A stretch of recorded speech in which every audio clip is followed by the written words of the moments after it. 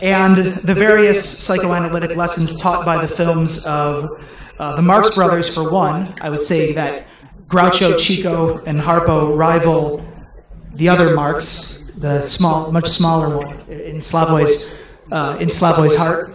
The psychoanalytic lessons taught by the films of the Marx Brothers, Alfred Hitchcock, David Lynch, etc. Many of these videos come from, they're clips taken from various films in which he has appeared. Astra Taylor's 2005 documentary about him, biographical documentary Zizek, with exclamation points in the title.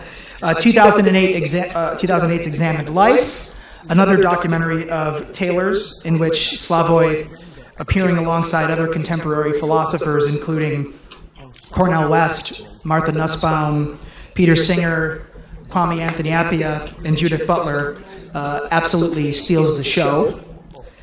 And volumes 1 and 2 of the Sophie Fiennes-helmed Pervert's Guide films, 2006 Pervert's Guide to Cinema, and 2012's Pervert's Guide to Ideology. And Slavoj, being a good Freudian, in line with Freud's obsession with things coming in threes, the formula for trimethylamine and interpretation of dreams, his famous essay on the theme of the three caskets, the designation of 3 levels to the psyche, ego, superego, id. In line with this Freudian obsession with threes, a third Pervert's Guide is in the works, correct? There's going to be a third? Okay, Pervert's Guide to the 21st Century? Okay. So many of us will eagerly await that, even if Slavoj himself will absolutely refuse to see it. Among the many academic positions he currently holds, he is senior researcher and professor of philosophy at the University of Ljubljana in his home country of Slovenia, professor of philosophy and psychoanalysis at the European Graduate School, South-based Switzerland, international director of the Birkbeck Institute for the Humanities, University of London, and global distinguished professor of German at NYU, where he was earlier this week. I won't take up too much more of your time, but before Slavoj begins, I'd like to extend my sincerest thanks to my colleagues in the English department, especially those who helped to make this event possible. I first discussed bringing Slavoj to Seton Hall in fall of 2016 with then chair of the department, English department, Mary Balkin, and then director of poetry in the round, Nate. 啊，这个是你机翻的吗？我还以为是你人工翻的。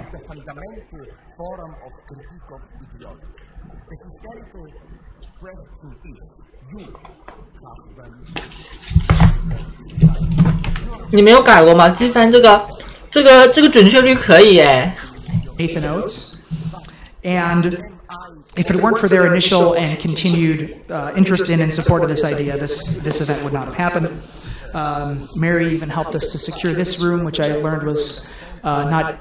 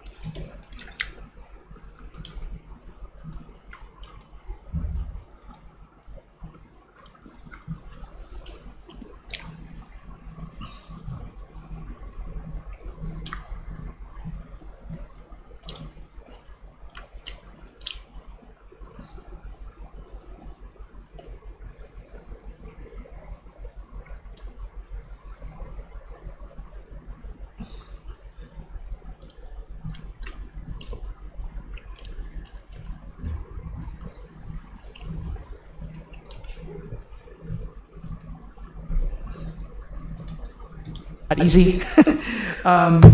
Since then, our current department chair, Angela Weissel, as well as our current Poetry in the Round director, Kara Adams, have been equally encouraging, enthusiastic, and supportive of this event. And likewise, if it weren't for their help, this event would not have been possible. And as this is a Poetry in the Round event, I just want to briefly plug the series the final series event of the semester. A reading by novelist Jenny Ophir, which will take place on Tuesday, December 4th at 6 in the Faculty Lounge of the University Center. Finally, thanks, of course, to Slavoj, whose schedule is extremely busy, for graciously making time to visit us here at Seton Hall and to present to us a talk that is in many ways related to issues that he has long been writing about and wrestling with, including the issues of political correctness, identity politics, and the more recent troubling rise of right-wing nationalism, not just here in the US under the guise of the alt-right, but across the globe. And for discussing these issues with us through the lens of the literary. In particular, as I've already noted, the works of Samuel Beckett. So the advertised title of his talk tonight encapsulates all of these things. Samuel Beckett as the writer of political abstraction, or what can Beckett tell us about political correctness and the alt-right? So, without further ado, and not in this purely formal gestural manner, which is to say warmly, please join me in welcoming to Seton Hall University, Slavoj Žižek.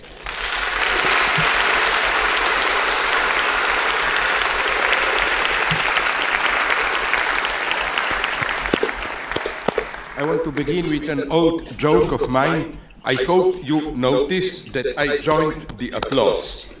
And if you know a little bit my work, you know that I use often this example. Why? Because I always distrusted the notion of totalitarianism. I'm not trying to save communism in comparison with fascism, that it's somehow better. I'm just saying that one should be very attentive to the distinctions between the two. What always fascinated me, I'm sorry if some of you know this example of mine, is this. Look at the old documentaries, you find all of them today on YouTube. When a fascist leader, after finishing his speech, receives applause, he just stands and receives the applause. A Stalinist leader always joins the applause. It's a totally different subjective position. The message of, and this doesn't make it any better, the message of Stalinist leader is, I'm one of you. It's not really about me, we all serve the cause. You know where you can find this difference also? I was shocked, and this is not again communist propaganda, on the contrary, I found this detail in a book very critical of Gulag, simply the title is Gulag and Applebaum. You know that in Gulag, every year on Stalin's birthday, they gathered all the inmates who had to sign a telegram of congratulations to Comrade Stalin, wishing him all the best, and so on and so on. Of course, it was a ridiculous ritual. It was not serious. But the point is, why this ritual? Because just think about it. You cannot even imagine such a ritual in Nazism.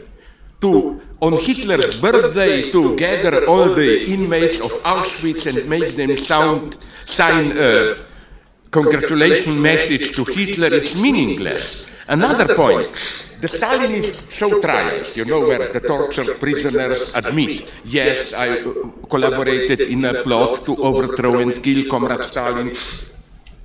Such a thing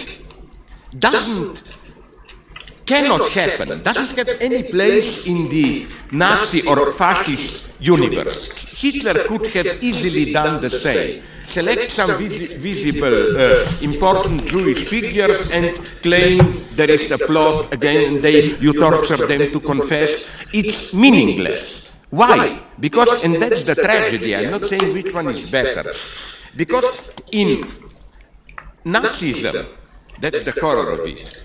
Apropos Jews, they are guilty directly for what they are. All you have to prove is that they are Jews. You then have to prove what they plan to do and so on. On the other hand, what makes Stalinism so mysterious almost is that these Stalinist enforced confessions project onto the prisoners a strange duality. You are, and they used all these terrifying terms, the Stalinists, scum of the earth, shit, and so on. But at the same time, they acknowledged to every accused prisoner the right, as it were, to step on her shoulders and objectively pass a judgment on her own betrayal. For example, the great Stalinist trials. You have there Bukharin, I don't know the big traitors for them. The prosecutor asked them, how did you become an enemy of the people? And as if from a totally objective position, they begin with, already as a young kid, I was educated by my parents to hate the working class and to enjoy exploiting them, whatever. But you see the paradox. You are pure shit, nobody, but at the same time you still participate in universal reason from where you can see what shit you are. In this sense, Stalinism is much more than fascism, what the Frankfurt School, Adorno and Horkheimer called dialectic of enlightenment. That is to say, the terrifying, totalitarian, oppressive, however you call it, consequences, implications of enlightenment itself. But I don't want to get lost in all this. The reason I got lost in this little improvisation is just to let you know how I like to proceed. Take some small, insignificant details. Oh my God, look Stalin's documentary. He stands up and joins the applause. Hitler doesn't. And this is for me the proper Freudian reading, through this type of details. And then from this you pass, or you see the universal feature at its in its abstraction, precisely. But let's not get lost. Let me begin with our era. First, I planned a more theoretical lecture, pure philosophy. Then, when Russell, to whom, apart from all of you, the department, I'm very grateful to be here, and I'm proud to be here, and I will tell you why.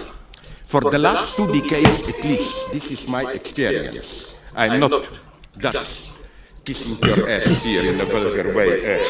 My experience is that the big universities, Princeton, Harvard, they're full of shit, basically. They think they're the center of the world, but not like Harvard thinks they are the focus, the center of liberalism. They are totally non-productive. Nothing interesting happens here. And I think in places like 这个也是我要帮老头做一点补充。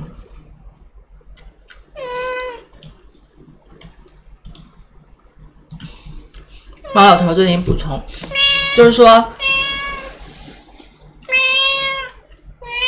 我给你们举个例子好了。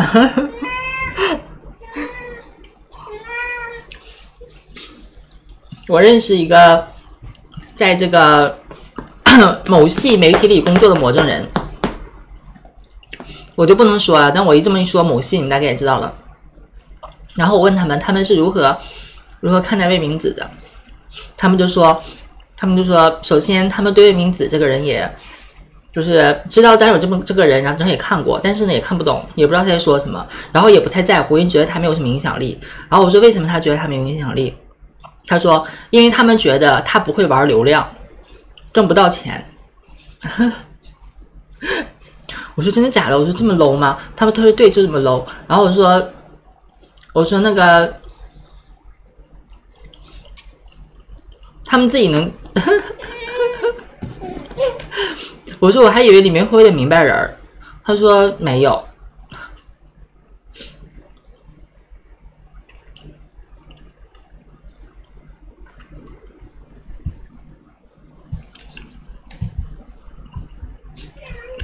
你们能明白我什么意思吗？因为我研究生也是在一个很好的学校读的，就是说完全就齐泽克说这个意思，就是说越高级的那个所谓的资本主义鄙视链那个最高级的，就是学术资本主义门槛最高的那些学府里面的人越傻逼。就他越认同意识形态，不然你想他怎么卷上去的嘛？你看你为什么卷不上去？你就没有那个服从性啊！你就每次你就做那个东西，就觉得这玩意太傻逼了，这玩意太傻逼了。你就是，然后或者告诉你说什么当人上人，就觉得当人上人也没什么好的这事情，你会觉得不对头，你就没有那个服从性嘛。他们是完全相信那套东西，所以他们能卷上去的。他们才疯狂自我剥削，才能卷到那个位置上去。所以就跟你说，确实是，就是你越卷得上去那个学术资本主义那个头，你越傻逼。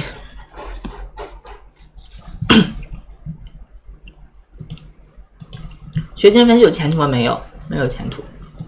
那看你认为前途是啥？你的前途是当人上人，那肯定没前途。就是起的课这个，就是说你想要去那种地方去寻找一些明白人，那你是缘木求鱼，你是恰恰找反了，你知道吗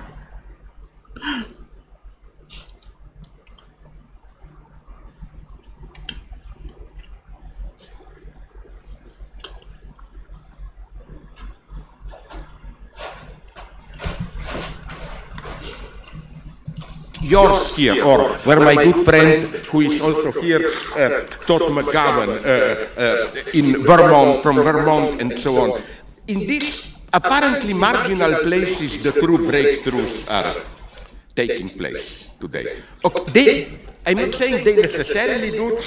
What I'm saying is the space in these slightly marginal places is much more open to true discoveries, at least in humanities. So, it will be a little bit more mixed with politics and popular examples, just to make it possible to follow.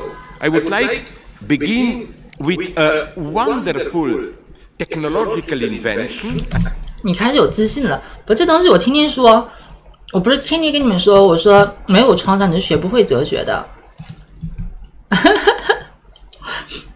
就是你是越好的那个。学校那些逼他学什么辩证法之类的越困难，因为他越相信他自己认同一套东西，那套什么形式逻辑之类的，就是他这个相信你是纯意识形态相信了，就你怎么跟他说，就是不听。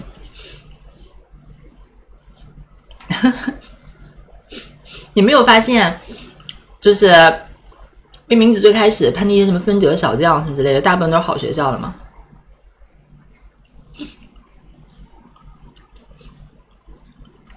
至少都是什么985、211高贵的学院派之类的。你觉得就是说，你本来会觉得说他们那个跟就潘魏明子是因为什么立场问题？我跟你说不是立场问题，是他真的听不懂，辩证法他真的不懂，他理解不了这个事情，他只能听得懂那个什么形式逻辑这套东西。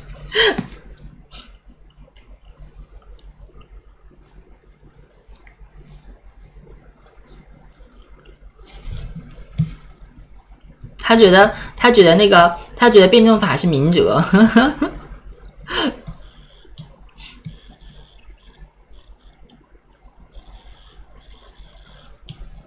I read about it, which I think serves as the best metaphor maybe for where we are today in ideology. In our age of ideological decay, when inconsistency is less and less considered a reproach, we don't have, we found an example of this inconsistency, of coincidence of the opposites, even in domains where one would least expect it. Like, is there anything more brutal and destructive than a direct military attack, shooting at something? Yes, of course it is, chemical and nuclear attack. 高楚的民进当然呀，所有的哲学家哪有学院派的啊？除了一个黑格尔，还有一个叛徒海德格尔。那些牛逼哲学家不全部都是民间的吗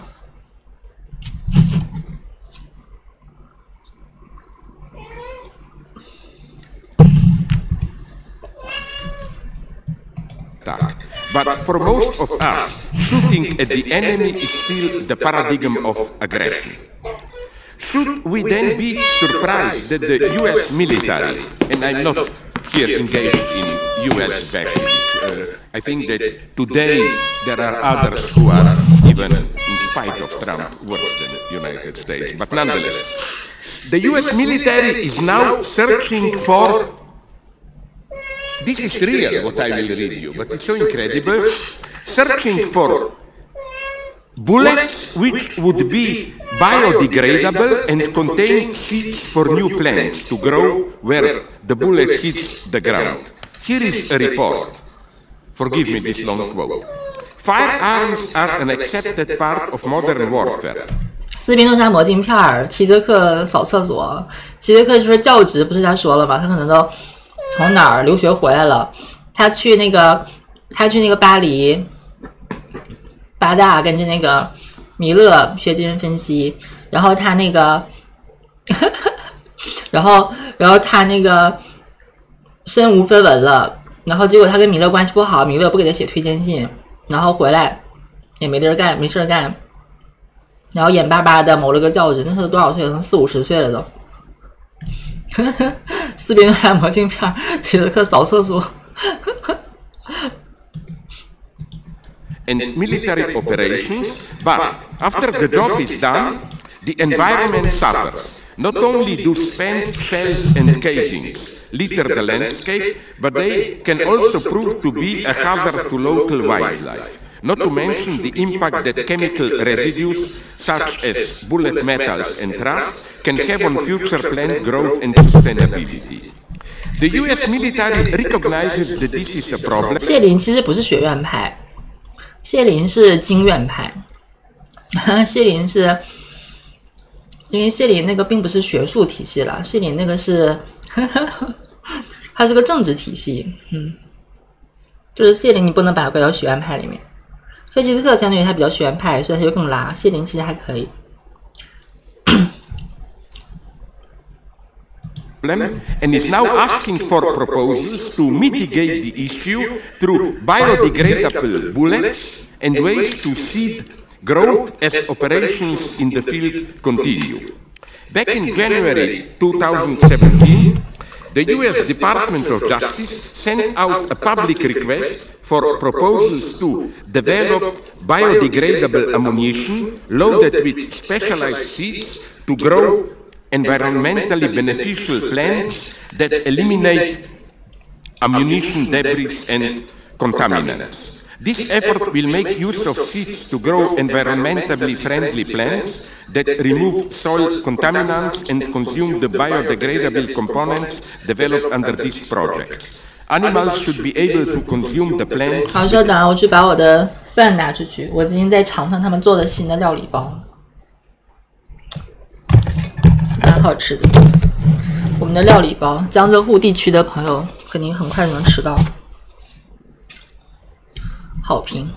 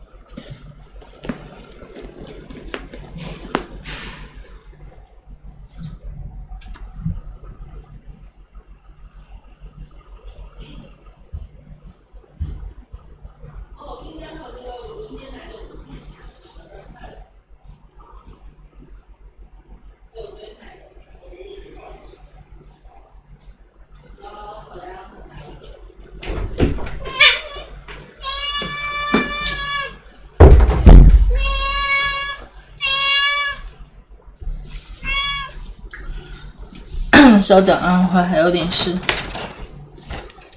我要放冰箱。哎哎呀，这个我要丢掉。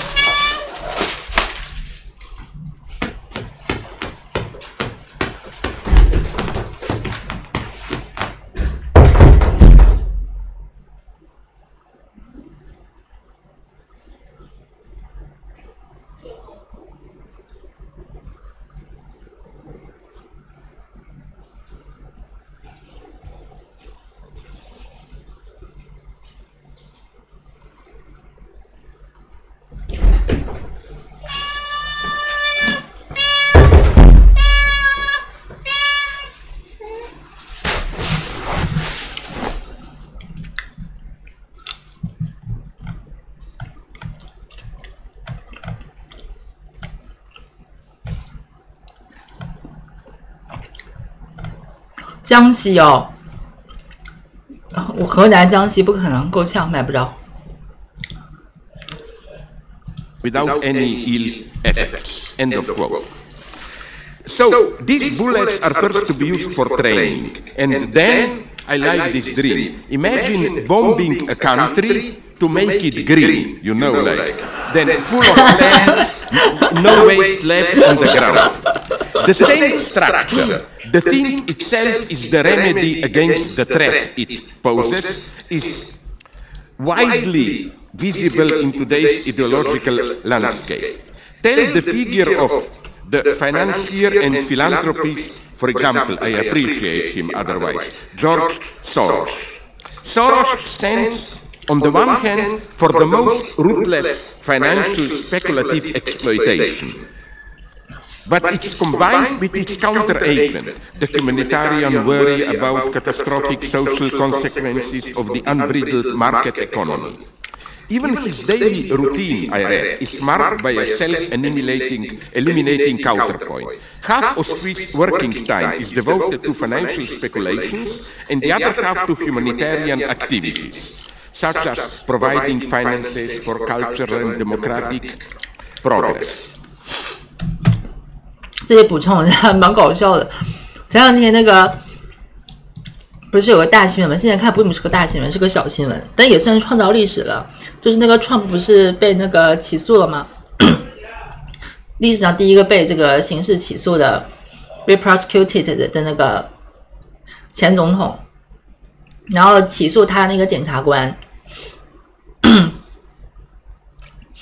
就是被索罗斯资助的，就是索罗斯给过他那个。要么就是竞选资，反正就是某种合法资助了，根据美国的选举法，要么就是政治信，要么就是什么，给了他500万美金吧，还是50万美金，我记不住了，你去查一下。就是绕着起诉 Trump， 就是说也不知道起诉，就是说就属于 democratic 嘛，就是说他这里就跟大家说了嘛，是用于什么什么 democratic progress 就类似的，就说了是一半时间都干这个事情。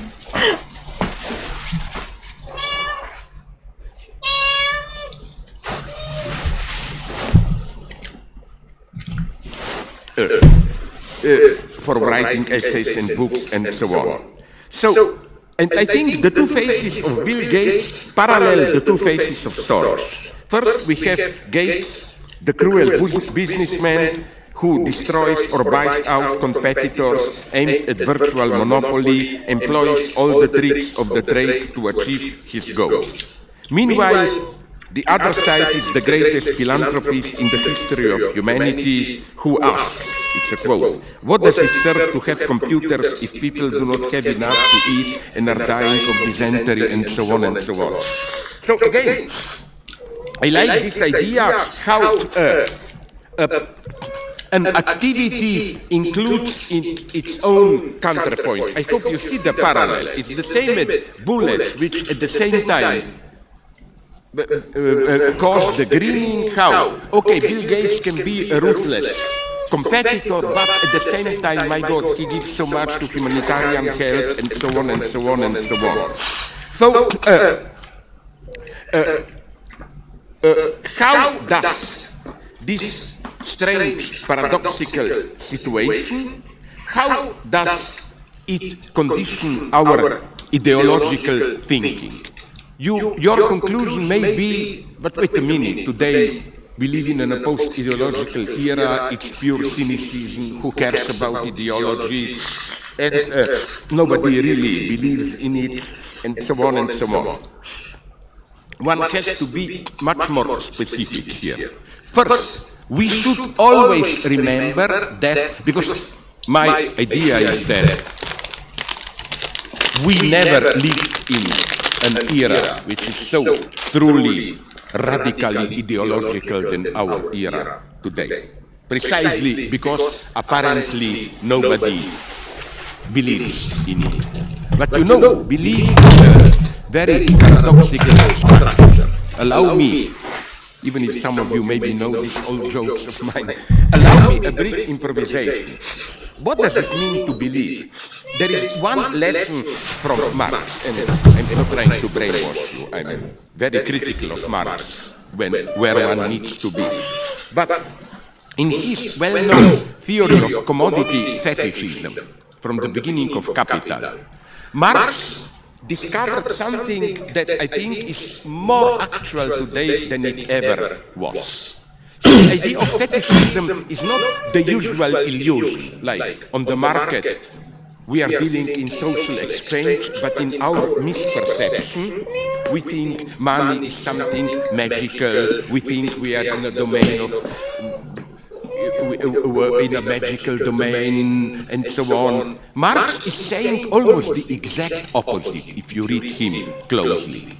We are cynics today. We don't believe. But the belief is in our acts, in our activity.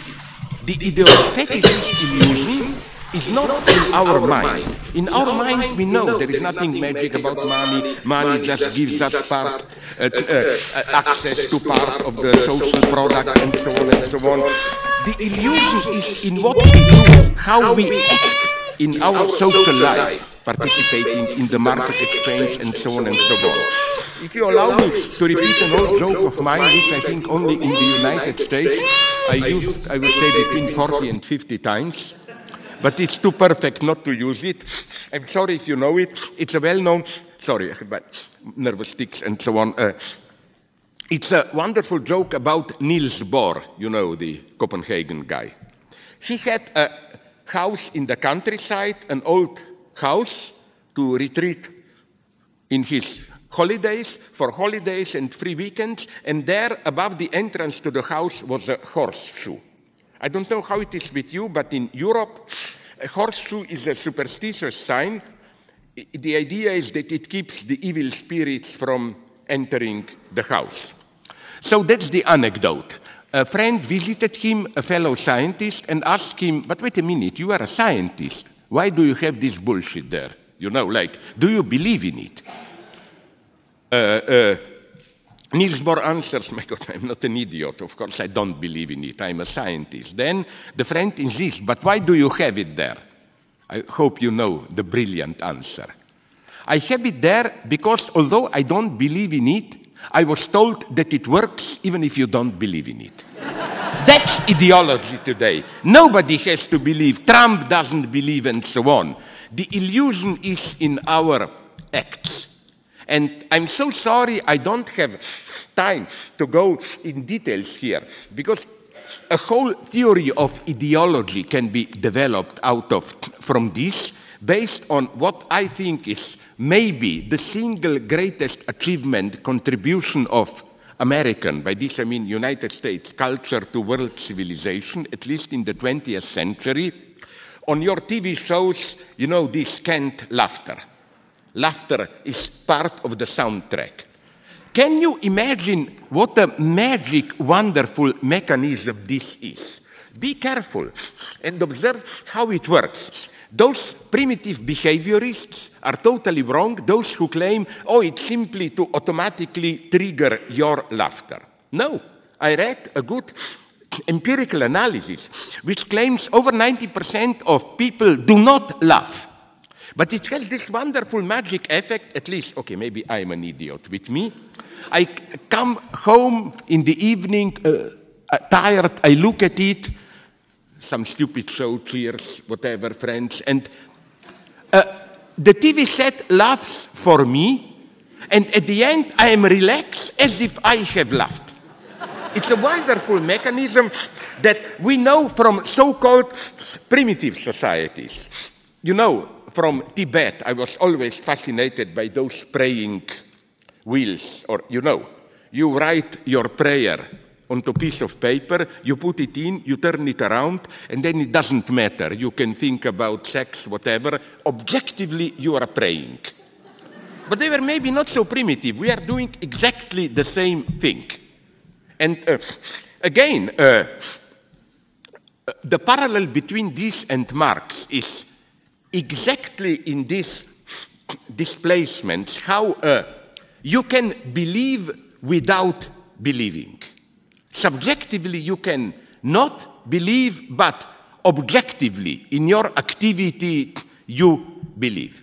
I think we should not underestimate the extent to which this functions today. People know that our votes are manipulated, that our justice is corrupted. Nonetheless, you act as if you believe in it. And what fascinated me already when I was young, still living in a communist country, a relatively liberal one, but still a communist country, to what extent, at least in the last 2 decades of communism in ex-Yugoslavia, not believing in the official ideology was not only no problem. They didn't care if you believe it or not. They went a step further. And they even considered, if they detected that you take seriously the Yugoslav communist ideology, that we have a specific self-management socialism, which is much better than Soviet bureaucratic socialism, it was considered dangerous to take it seriously. The idea was, if you take it seriously, you will soon notice that things are not really like that. The idea is taking the official ideology seriously is a first step towards dissidence. So the idea was, it's a wonderful example of an ideology which worked on condition that it was not taken seriously. Okay, I don't want to get lost here. I want to go to the next step of where we are in ideology today. To locate it, you should always bear in mind that the function of ideology today is no longer to paint an idealized image, like, oh, the world is not as bad as you think, there is hope, whatever. No, it's not even to oppress opposition. Police does that, social control, etc. It's, as my friend Alain Badiou put it some time ago, it's to kill hope. What does he mean by this? I am shocked how when I debate with 好消息，鼻炎怪人有新活了。坏消息是偷来的，偷的 Alain Badiou 的。我还在想什么 is to kill hope 是他什么时候整出来的新活，原来是偷来的。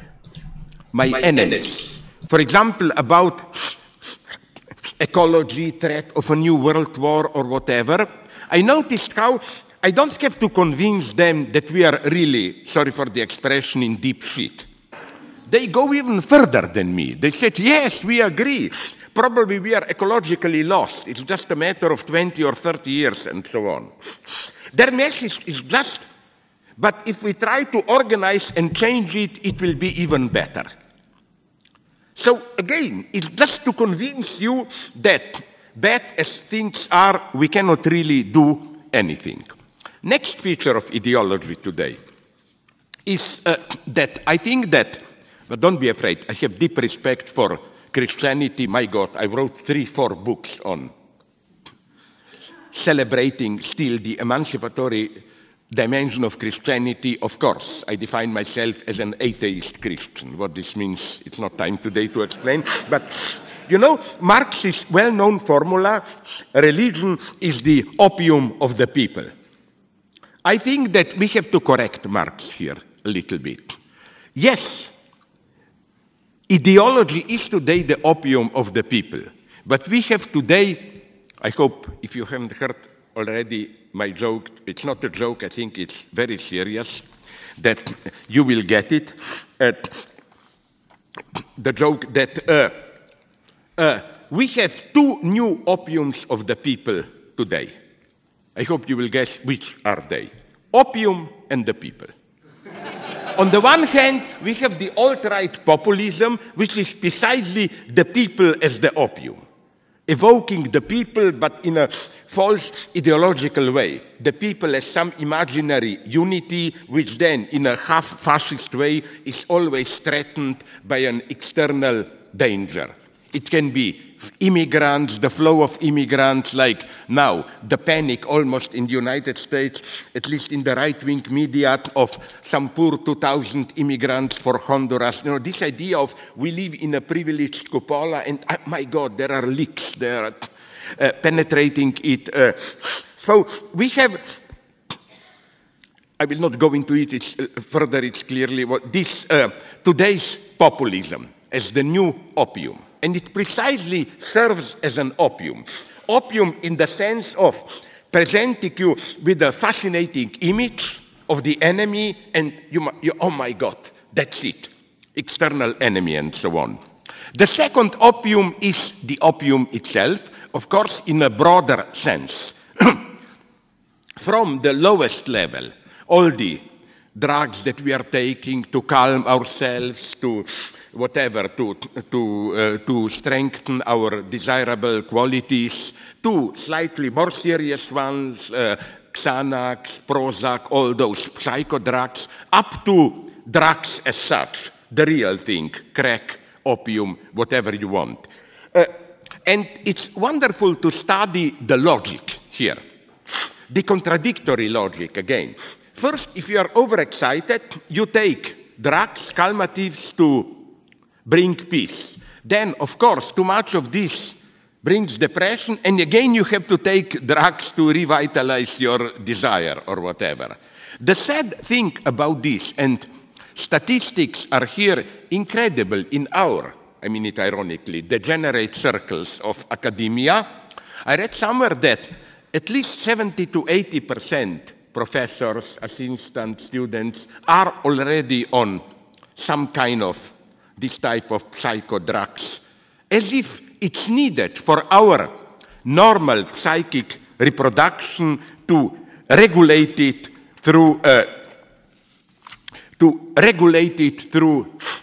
through chemistry in some external artificial way. So again, what's the problem behind all this? The problem is, of course, that the ruling, if I may use this terribly sounding old-fashioned Marxist term, that the ruling ideological hegemony, this, let's call it broad liberal consensus, is breaking down. And that's for me the true importance of Donald Trump. Not Trump as such, of course, he's the mega enemy, but what his rise means, what was breaking down that he was able to come. This is why it's against the background of this breaking consensus that we have this obsession with right-wingers and left-wingers, obsession with the topic of fake news. Traditional liberal critics like to point out three events which combined bring about what they like to call even the death of truth. First, it is the rise of religious and ethnic fundamentalisms and its obverse stiff political correctness. I am now reproducing there the centrist liberal view, which disavow rational argumentation and they ruthlessly manipulate data. Christian fundamentalists, it's their term, used positively, lie for Jesus. Like you are allowed to twist data if it serves our cause. But also politically correct leftists, at least in Europe, obfuscate news which show their preferred victims in a bad side. For example, in Europe, and I oppose to this precisely because I try to do something for the refugees. You know, the liberal media, when there is some problem with Muslim immigrants, some rapes, violence, and so on, they say, let's not publish it, let's keep it down, and so on and so on, let's ignore it. I think this is a catastrophe, because then this is used by the right-wing media to say, you see how liberals try to whitewash it, and paranoia against refugees and immigrants is exploding. So this rise of different types of fundamentalisms is the first element of the death of truth. Then there are the new digital media, which enable people to form communities defined by specific ideological interests. Communities where they can exchange news and opinions outside a unified public space, and where conspiracy theories and so on can flourish without constraints. Just look at the thriving neo-Nazi and anti-Semitic websites. And here, don't you think that you are the only bad guys? In Europe now the situation is getting even worse. I found, when I was just browsing the web, 3/4 well-organized 10 hours mini-series documentaries, which not between the lines implicit, but fully explicitly rehabilitate Hitler. They bring together all these elements which echo even a little bit in Jordan Peterson and so on. First, this idea of cultural Marxism, the idea that Frankfurt School and critical Western Marxism came to be because when communists realized in the early 20s that there will not be a communist revolution in Western Europe, they saw why this is happening. They saw that, that's alt-right reading, they saw that Christianity is too strong among ordinary people, and that you only can have successful revolution if you first destroy the moral foundations of a society. That's why, and here comes the paranoia, Bolsheviks, Stalin and so on, directly through this detour of Argentina, financed Frankfurt School, Adorno, Horkheimer, and so on, to destroy moral foundations of the West. And then this culminates today with political correctness, transgender, and so on and so on.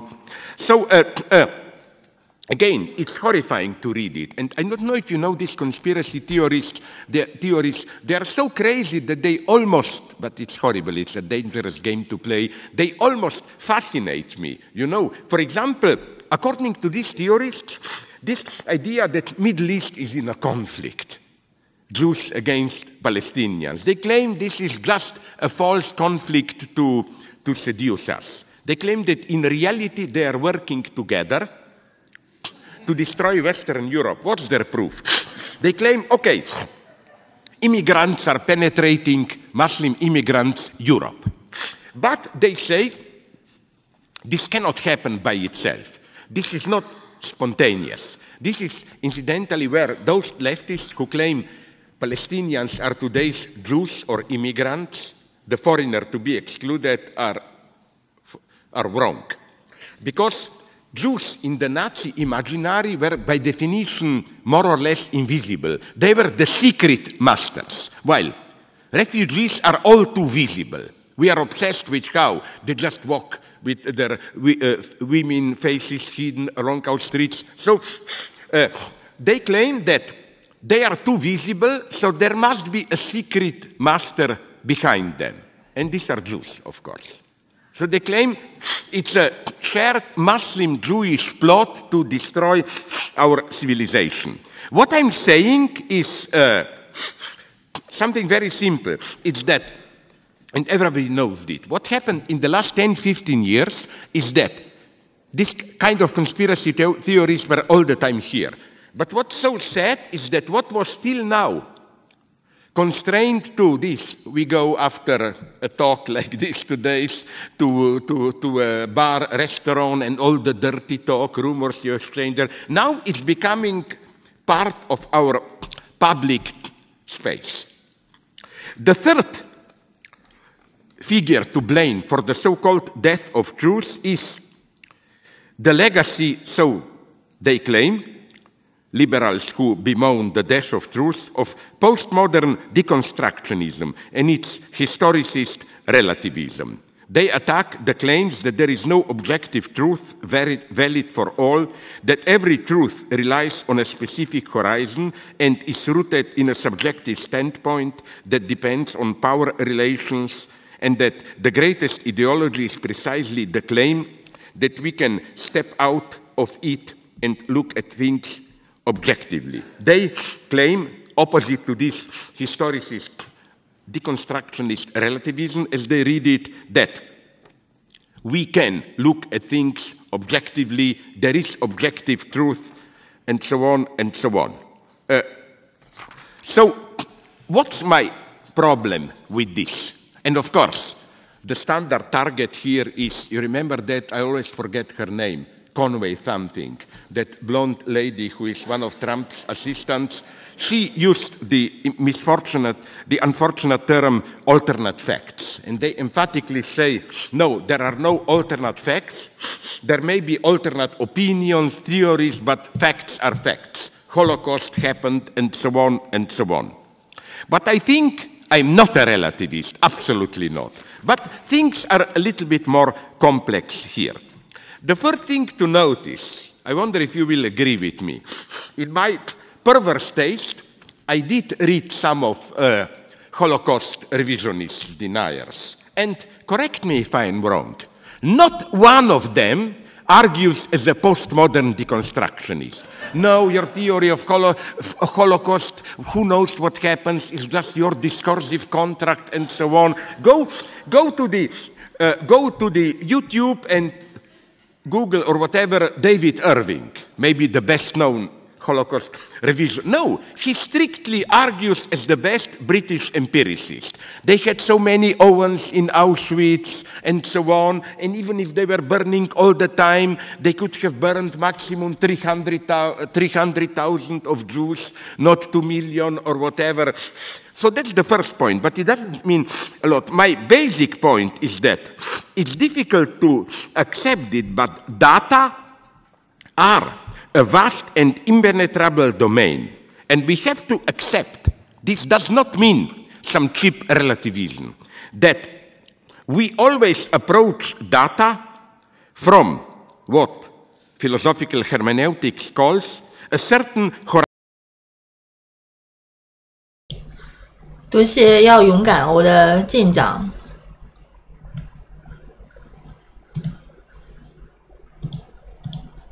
Horizon of understanding, privileging some data and omitting others.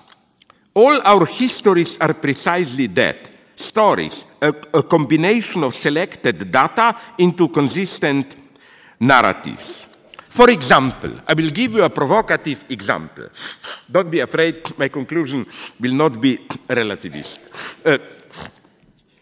I can write a book and I can guarantee you every detail will be, all data will be true, convincingly demonstrating that Hitler was justified in bemoaning the excessive influence of Jews in Germany in the late 20s and early 1930s. It's simply true. 40% of lawyers in Germany, at least in big cities, were Jews. Jews were extraordinarily influential in cinema, as journalists, and so on, in art, and so on, and so on. So, again, all these data are true. And what should we do? If you say, but we need other data, which are more valid, and so on, you already need a certain theoretical frame to say this, and we should say this. That would be my point. Let me repeat another old story of mine that I like to repeat. I'm sorry if you heard it. I think it's extremely useful precisely today. This Jacques Lacan's, my psychoanalytic teacher, paradoxical statement, but very precise, that imagine, I'm sorry for the male chauvinist twist of this statement. Imagine a husband who is pathologically jealous of his wife, obsessed with the idea that she is all the time sleeping around with other men and so on. And Lacan says something wonderful. He says his jealousy is pathological, even if everything that he says is true about his wife. Why? Simply because the true question is not, is his wife really like that? The true question is, and therein resides the pathology, why does he need jealousy to sustain his self-identity? And it's the same with Jews for the fascists. Don't misunderstand me. Of course, they are mostly telling lies. But I'm saying the moment you accept debate at this level, and aren't Germans exaggerating a little bit? Jews are not really like that. You sell your soul to the devil. Because the point is not, are Jews really like that? The point is, why do the Nazis, in order to sustain their vision of society, organic community where antagonisms can explode only if they are imported by foreign bodies from outside, why do they need the figure of the Jew to maintain their vision of society? So that's my point here. The most efficient lies are lies with truth, lies which reproduce only factual data. I'm not saying by this that truth should be relativized. I mean, Holocaust happened, absolutely, no doubt. I'm just saying that in a proper dialectical approach, it's wrong to oppose in this rude way the data and our interpretation of them. The correct horizon, conceptual field, and so on, from which we interpret data is not just our subjective choice. It's part of the object itself. This is a very Hegelian notion that how we read facts, it's not our subjectivity, it's inscribed into facts themselves. 基督的丈夫，你越来越不理解我，你真的很可怕。我的天哪！你怎么还不理解这个概念？他这边反复强调的，在那个议程通课题不是天天复读吗？就是说，还有这个犹太人的问题，不是天天复读吗？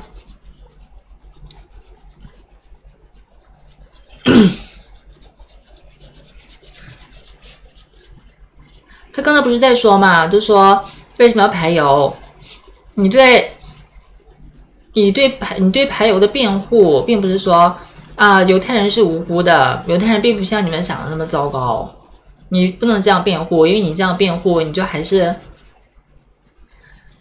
对意识形态的认同。你要说的是为什么是犹太人？而且刚才不是说了吗？你纠结这个 data 这个数据，其实就是证据了。他管他是有些心活的，可能是为了赛博化一点吧，他管这就是数据。这就是你有的就是他需要这些 facts 嘛，这些 evidence 这些证明。他就说啊，为什么是那个有些人当时是对那个犹太人做辩护是这样说的嘛？就说犹太人罪至此吗？我承认他们是有一些问题，但是你这样做是不是过分了？问题是不是说犹太人是否罪至此，是这个事情跟犹太人有什么关系啊？你这个社会撑不住了，你这个社会撑不住是因为阶级矛盾的问题啊。犹太人就是转移矛盾的一个缝合点呀。你这个社区的那个什么无产阶级活不下去了，被剥削了，是犹太人剥削他们的吗？当然不是呀。不是，这怎么还有人听不懂呀？她那个丈夫也是同样一个意思。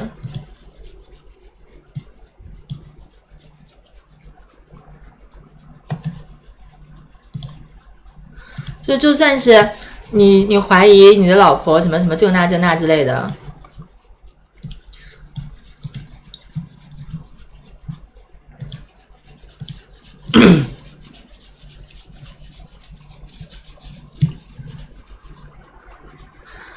真爱之类的。但是就算是他真的真爱，但是你还是嫉妒啊，你嫉妒就是有问题的，你就不应该嫉妒呀。我觉得犹太人这个例子你可能不明白，你是不明白为什么这个嫉妒的丈夫有问题。你是觉得丈夫当然是有一切理由去嫉妒吗？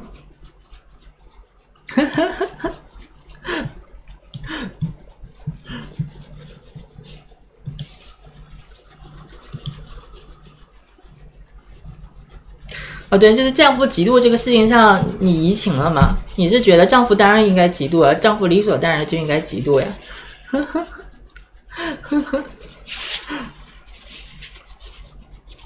如果你嫉妒，你是这么想的话，齐德克前面不是说了吗？原谅他这个什么什么没有 chauvinist， 就是你这里面已经男性沙文主义了。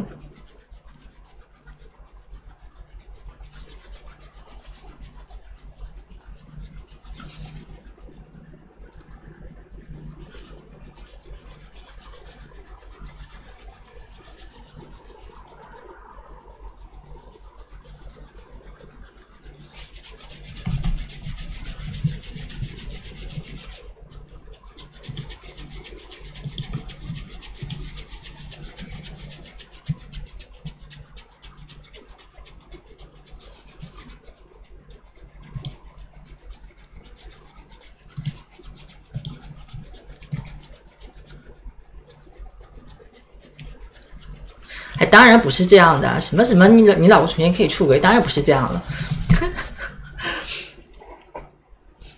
当然不是这样，你们在说什么？这跟性观念是不是？你们这么说，你不是又回到犹太人那个例子了吗？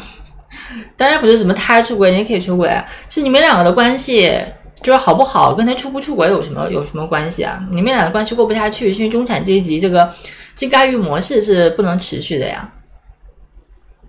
不是丈夫的感受不应，你们这不是还又回到那个坑里面去了吗？不又变成什么犹太人真的什么？我们应该公正的看这个问题，犹太人怎么做他们自由？不是这个问题，你们两个的婚姻出现问题，跟他出不出轨没有关系。你们两个他为什么要出轨啊？问题不是在这儿吗？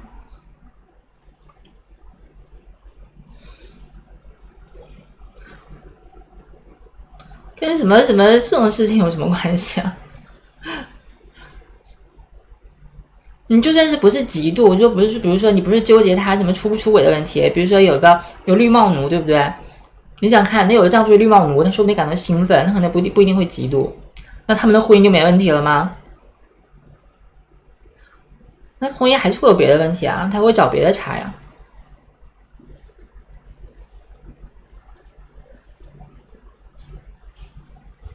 对，这不是因为出轨嫉妒，他们这个婚姻也是注定过不下去的。因为中产那种婚姻没有一个，就是它就是一个财产关系嘛。现代婚姻是财产关系，已经注定维持不下去了呀，就是注定要阳痿的呀。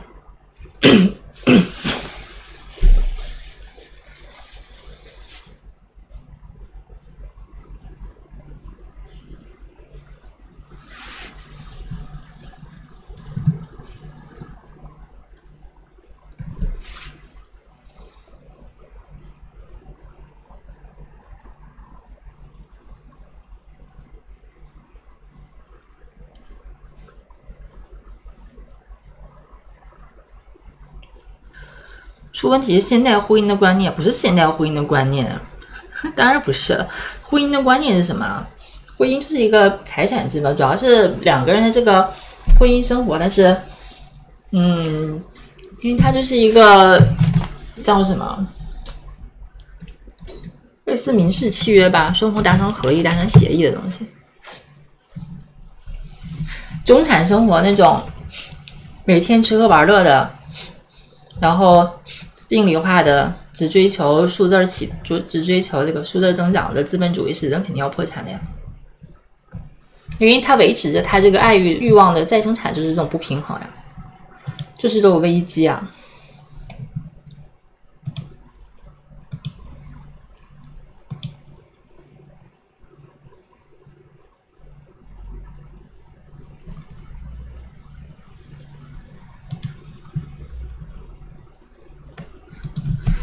前现代是不是没这个问题？前现代也有这个问题啊，前现代的婚姻也是不能持续的呀。但是前现代没有婚姻制啊，前现代是，前现代的婚姻就不是平等主体。如果是平等主体，那就是也有这个问题，是一样的。因为前现代那个婚姻就是开公司，就是一个政治单元、政治单位，但是现在公司政治单位嘛，家庭反而不是了。家庭是这个生产力、生产关系、生产，就也是个单位，但是也是个生产场所，这不是生产力的吗？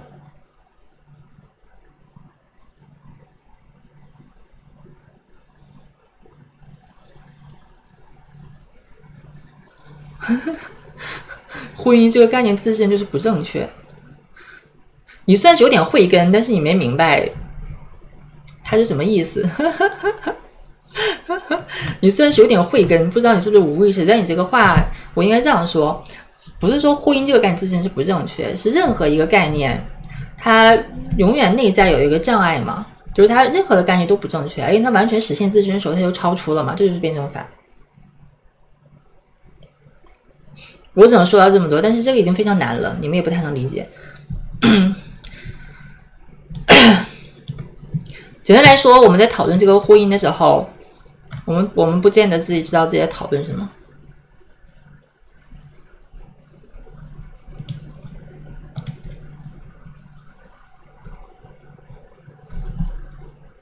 它的动力就是这个不一致性嘛，就是为什么我们可以讨论婚姻，就是因为它拥有这个内在不一致性嘛。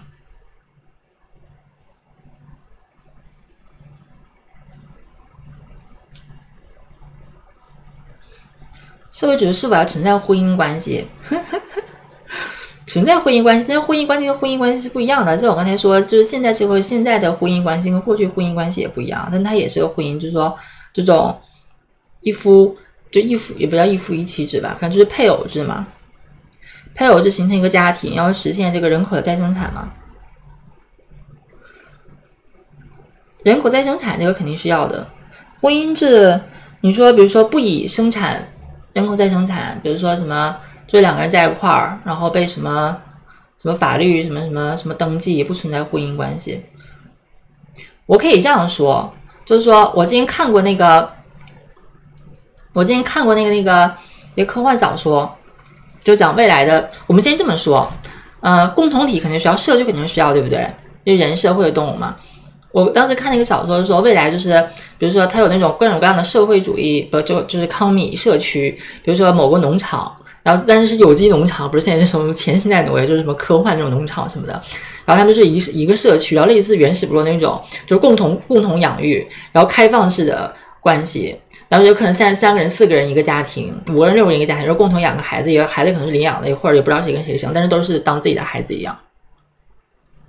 这个东西在未来，就你说那个社会主义，它可能这个就叫婚姻，明白我的意思吗？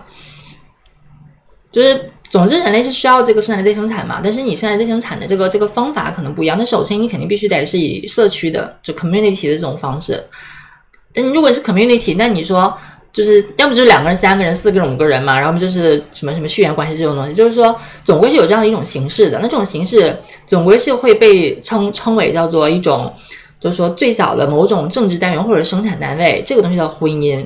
然后你如果问的另外一个问题就是说会不会再有爱情，这个不需要问，对不对？因为你肯定是需要爱情的，你肯定就是你必须得是有这个东西的。然后你说这个婚姻就是这种再生产的这个东西，我就是说这个东西可能是，但是它不是绑定的。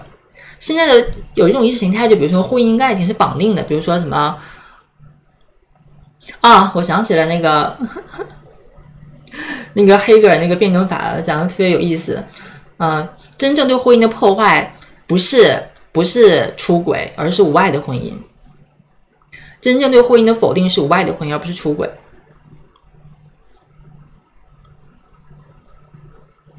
就是说无爱的婚姻，2个人不相爱，那比出轨更可怕，这个事情那才对于婚姻真正的否定。就是说现在还有这种，就是说爱情跟这个婚姻，就是要在当下阶段，这里我说这个婚姻就是指的是这个，就是我们现在这个资本主义私有制，就是说私有制法权下这个婚姻对它最大否定是无爱的婚姻。那你刚才说那个社会主义那个，他已经摆脱私有制了嘛，就是他说血统啊什么什么都无所谓，一切都是公有的，对吧？他就没有必要有这种就是说跟爱情绑定了。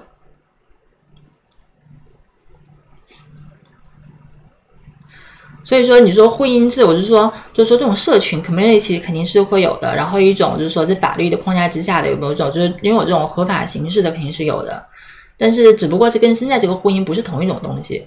所以说老有人说什么啊婚姻制度什么必将会消亡什么之类的，这倒是说就是说不会消亡，它只是说既会消亡也不会消亡。你会消亡是说它会变得跟现在不一样，那你要从这个意义上讲说婚姻会消亡，那就是胡说八道了。因为什么东西不会变嘛，所有东西在变啊。你说这个东西变化就是它会消亡吗？这肯定胡说八道。所以我的认为是它不会，但是它就这个形式会始终保持，只不过是它内容可能会变。但是它保持的形式就是说在法律框架注册下的某个共同体的单位嘛。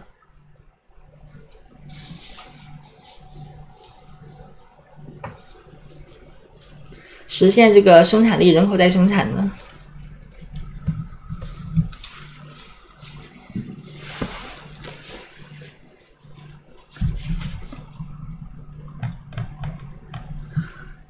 还需要多少年才能达成社会主义的婚姻关系？你上了个舰长，我已经很耐心回答你2个问题了，其他的还再想问我问题，你只能加入公益小组了。只有加入公益小组才配我耐心解答问题。你个舰长我耐心回答你2个问题，你已经赚回来了，可以了。In what sense? Let's take precisely anti-Semitism. The way you interpret the presence of Jews in Germany in the late 1920s. Either you say, oh, these are foreigners who destroy our community, or you say, fascists construct them as threat to justify their dictatorship and so on. This is precisely conditioned by the objective social situation of those who read the data in this way. What this approach enables us, for example, apropos of anti-Semitism, is to say, and here I avoid relativism, anti-Semitism, for this reason, and other racisms, don't be afraid, I'm critical of Zionism and so on, very much.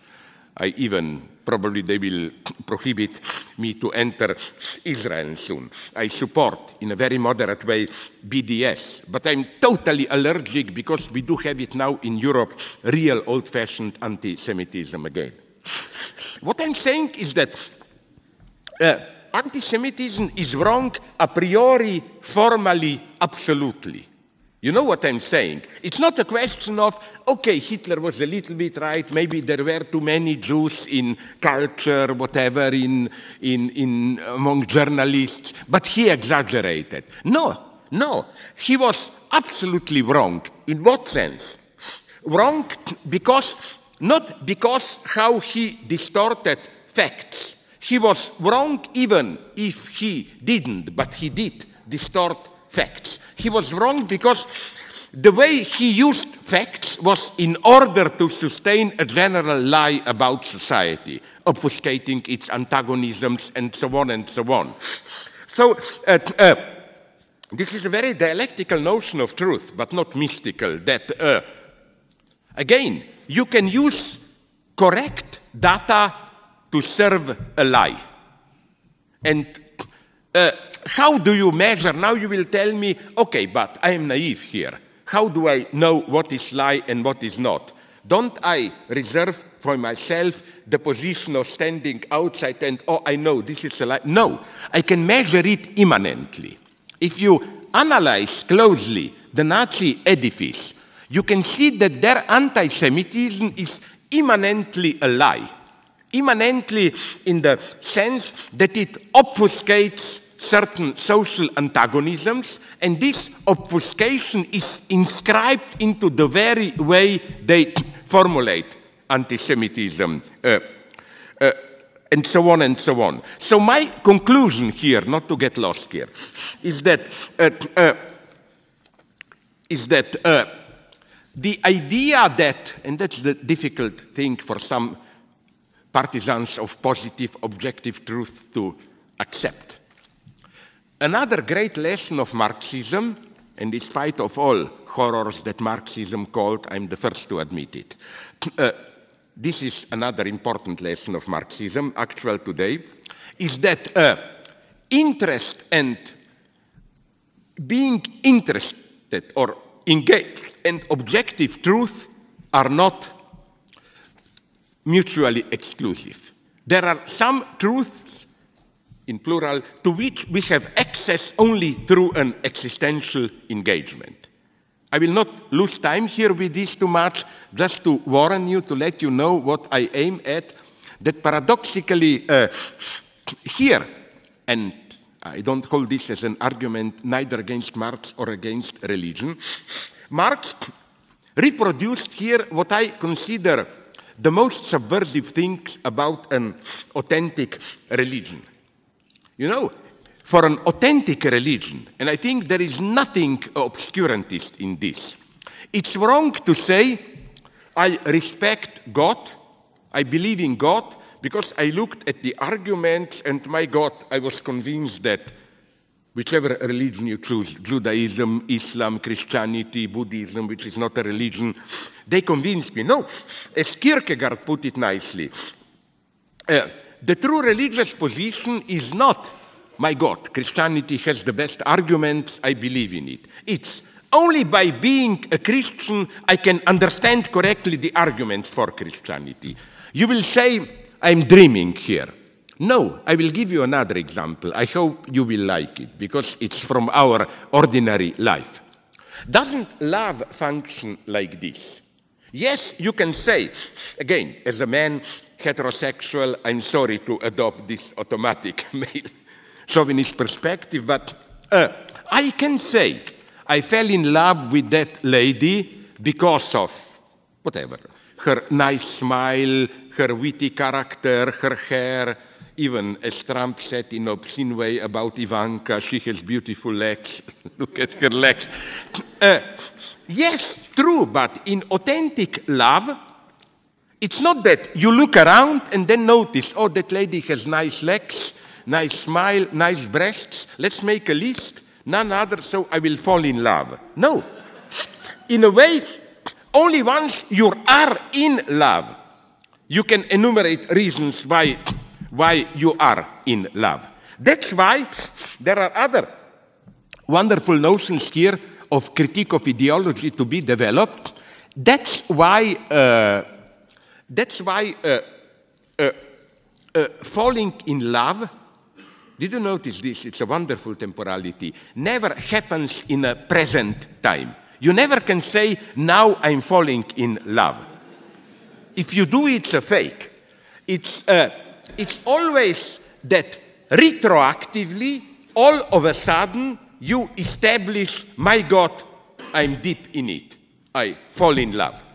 And here I characterize myself as an atheist Christian, fully endorsing this lesson of Christianity, that also in Freud you find it, that here I'm against this ideology of free choice, you know. Freedom at its fundamental, the most radical freedom, is not free choice in this cheap sense. I go to a delicatessen store and, my God, strawberry cake, lemon cake, chocolate cake, I can make a choice. No, the truly free choice is unconscious choice, as German idealists around Hegel, Schelling, and so on already knew it. Free choice is a choice in a much more radical way. It's a choice of what you are, and it cannot be experienced as a free choice. That's why, as, again, my friend, with whom I have some problems, but we are still friends, Alain Badiou pointed out, referring to this beautiful, his short book on love is translated, I think, in English. A beautiful short book where he points out this wonderful occurrence of the verb fall in love.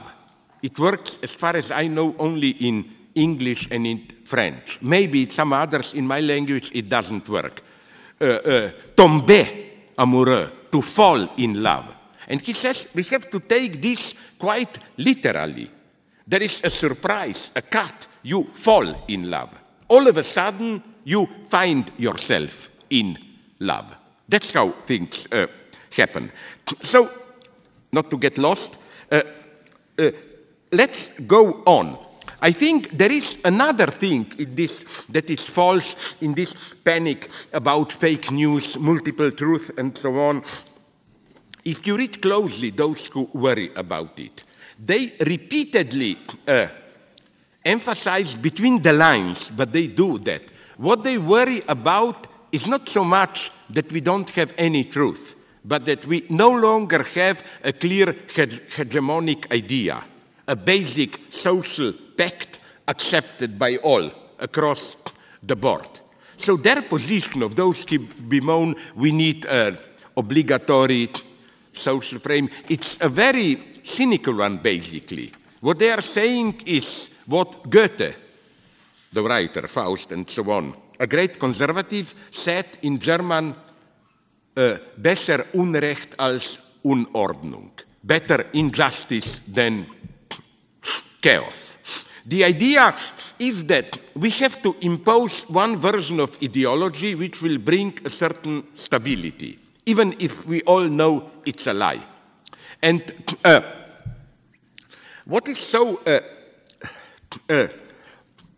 enigmatic here with this one version and so on is that the consequences of it for democracy, because as many intelligent observers have demonstrated, democracy is nice, competition, alternate pretenders to power, and so on, but democracy only works against the background of a whole set of agreements. Not only this obvious agreement, whoever wins, I recognize it, in spite of all the manipulations, but certain basic values have to be shared, and so on and so on. When social, ideological, religious, whatever differences between ways of life get too strong, you cannot play democracy. Democracy, in the formal sense of majority wins, have to be replaced by some type of negotiation and compromise. For example, today's conflict between Palestinians and Jews, you cannot make general elections there. It has to be a compromise.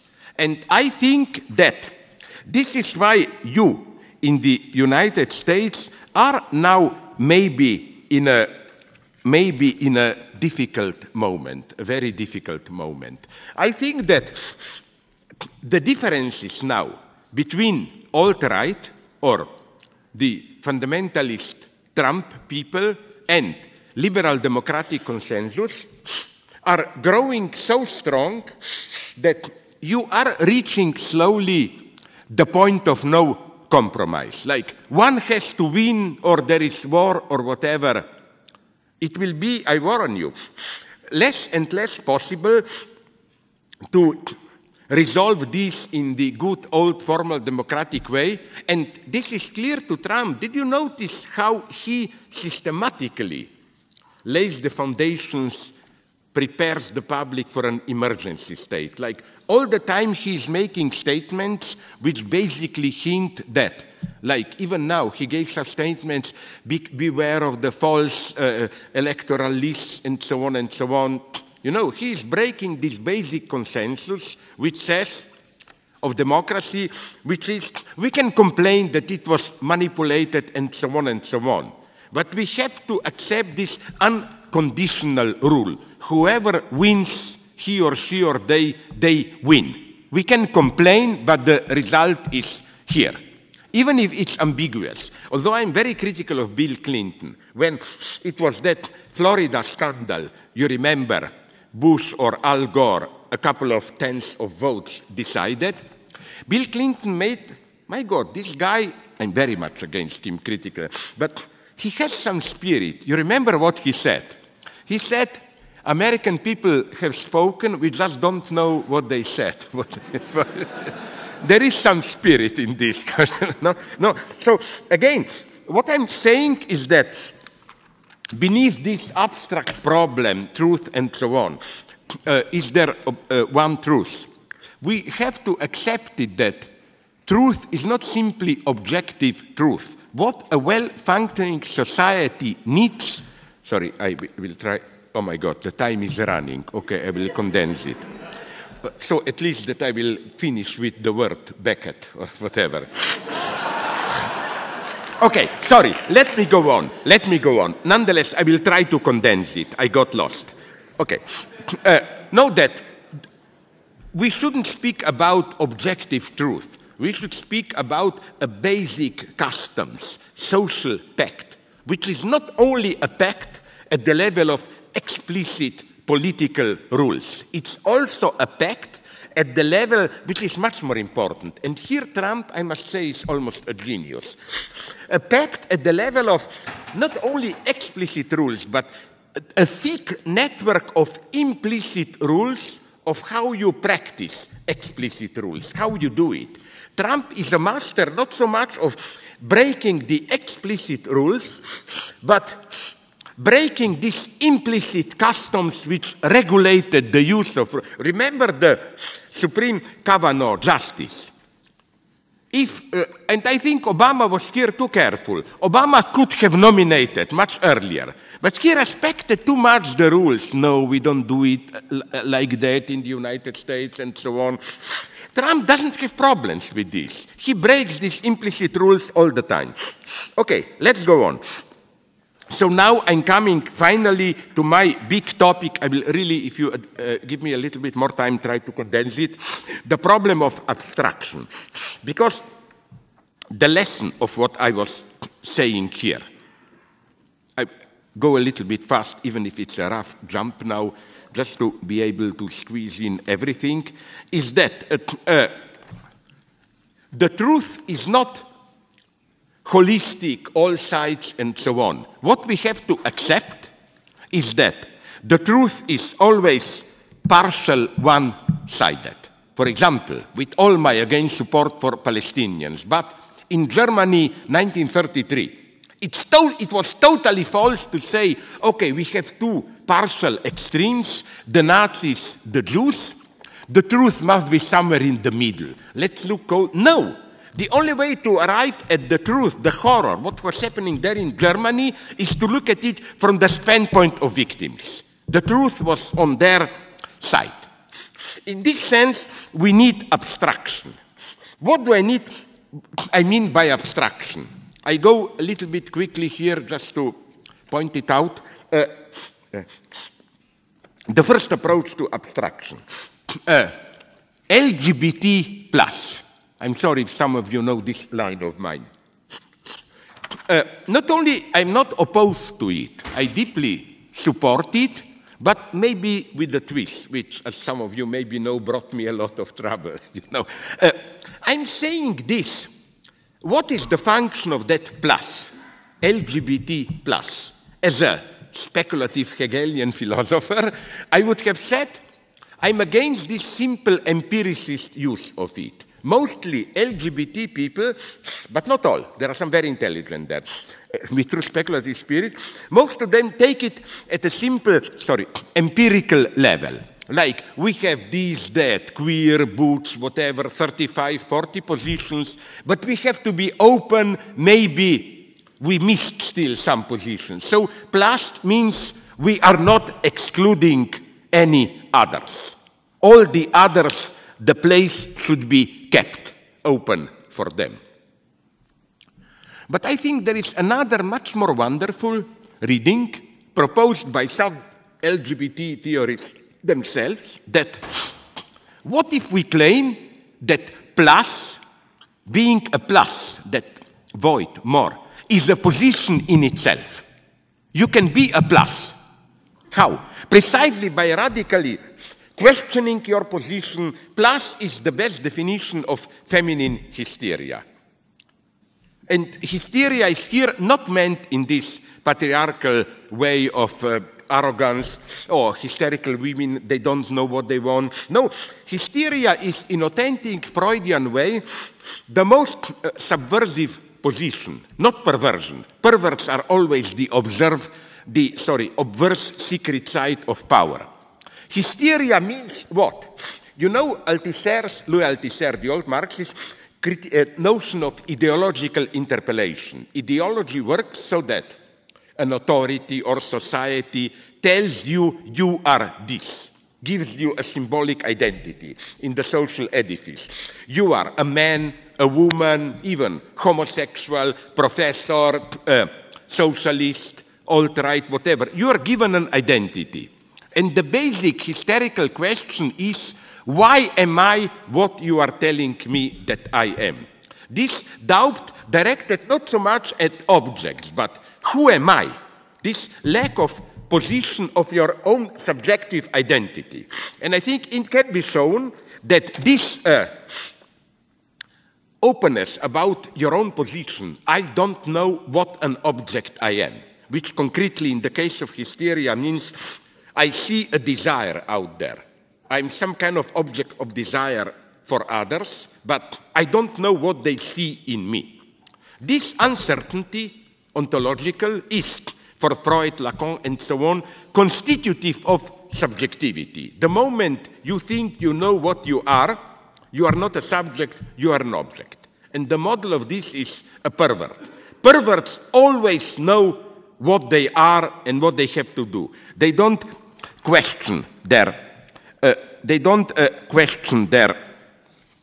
position. So now I have to, unfortunately, cut it short, because what I wanted to show you was how this abstraction, this you want something but you don't know what, this imperfection, ontological openness, is constitutive of subjectivity, as I already said, in the sense that it's not simply kind of a misrecognition and so on, but it's a positive constituent of subjectivity. Subject involves an abstraction.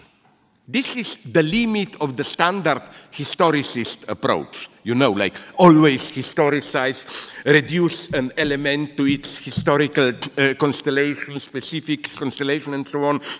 But in authentic vision, even of Marx himself, not to mention many others, abstraction can also be a historical fact. Abstraction is not just there is out there full reality and we, getting to know it, abstract some features. Abstraction is a feature of reality itself. That's what also Marx means by bourgeois subjectivity. Marx is interested not only in the fact that abstraction of money rules our societies, but that in a developed bourgeois society, and this is not just a critical point, for Marx, the only path to freedom is through this abstraction.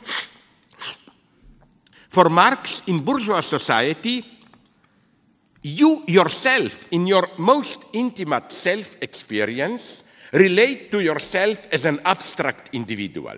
And I tried to convince once Judith Butler, and I think I almost succeeded, that she is a good Cartesian. That the whole point, in this sense, that her entire, I use the naive term, it's not a good one, anthropology is anthropology of, you know, this idea that there is no fixed identity of a subject. Subjectivity is constructed through repetitive, performative games, and so on.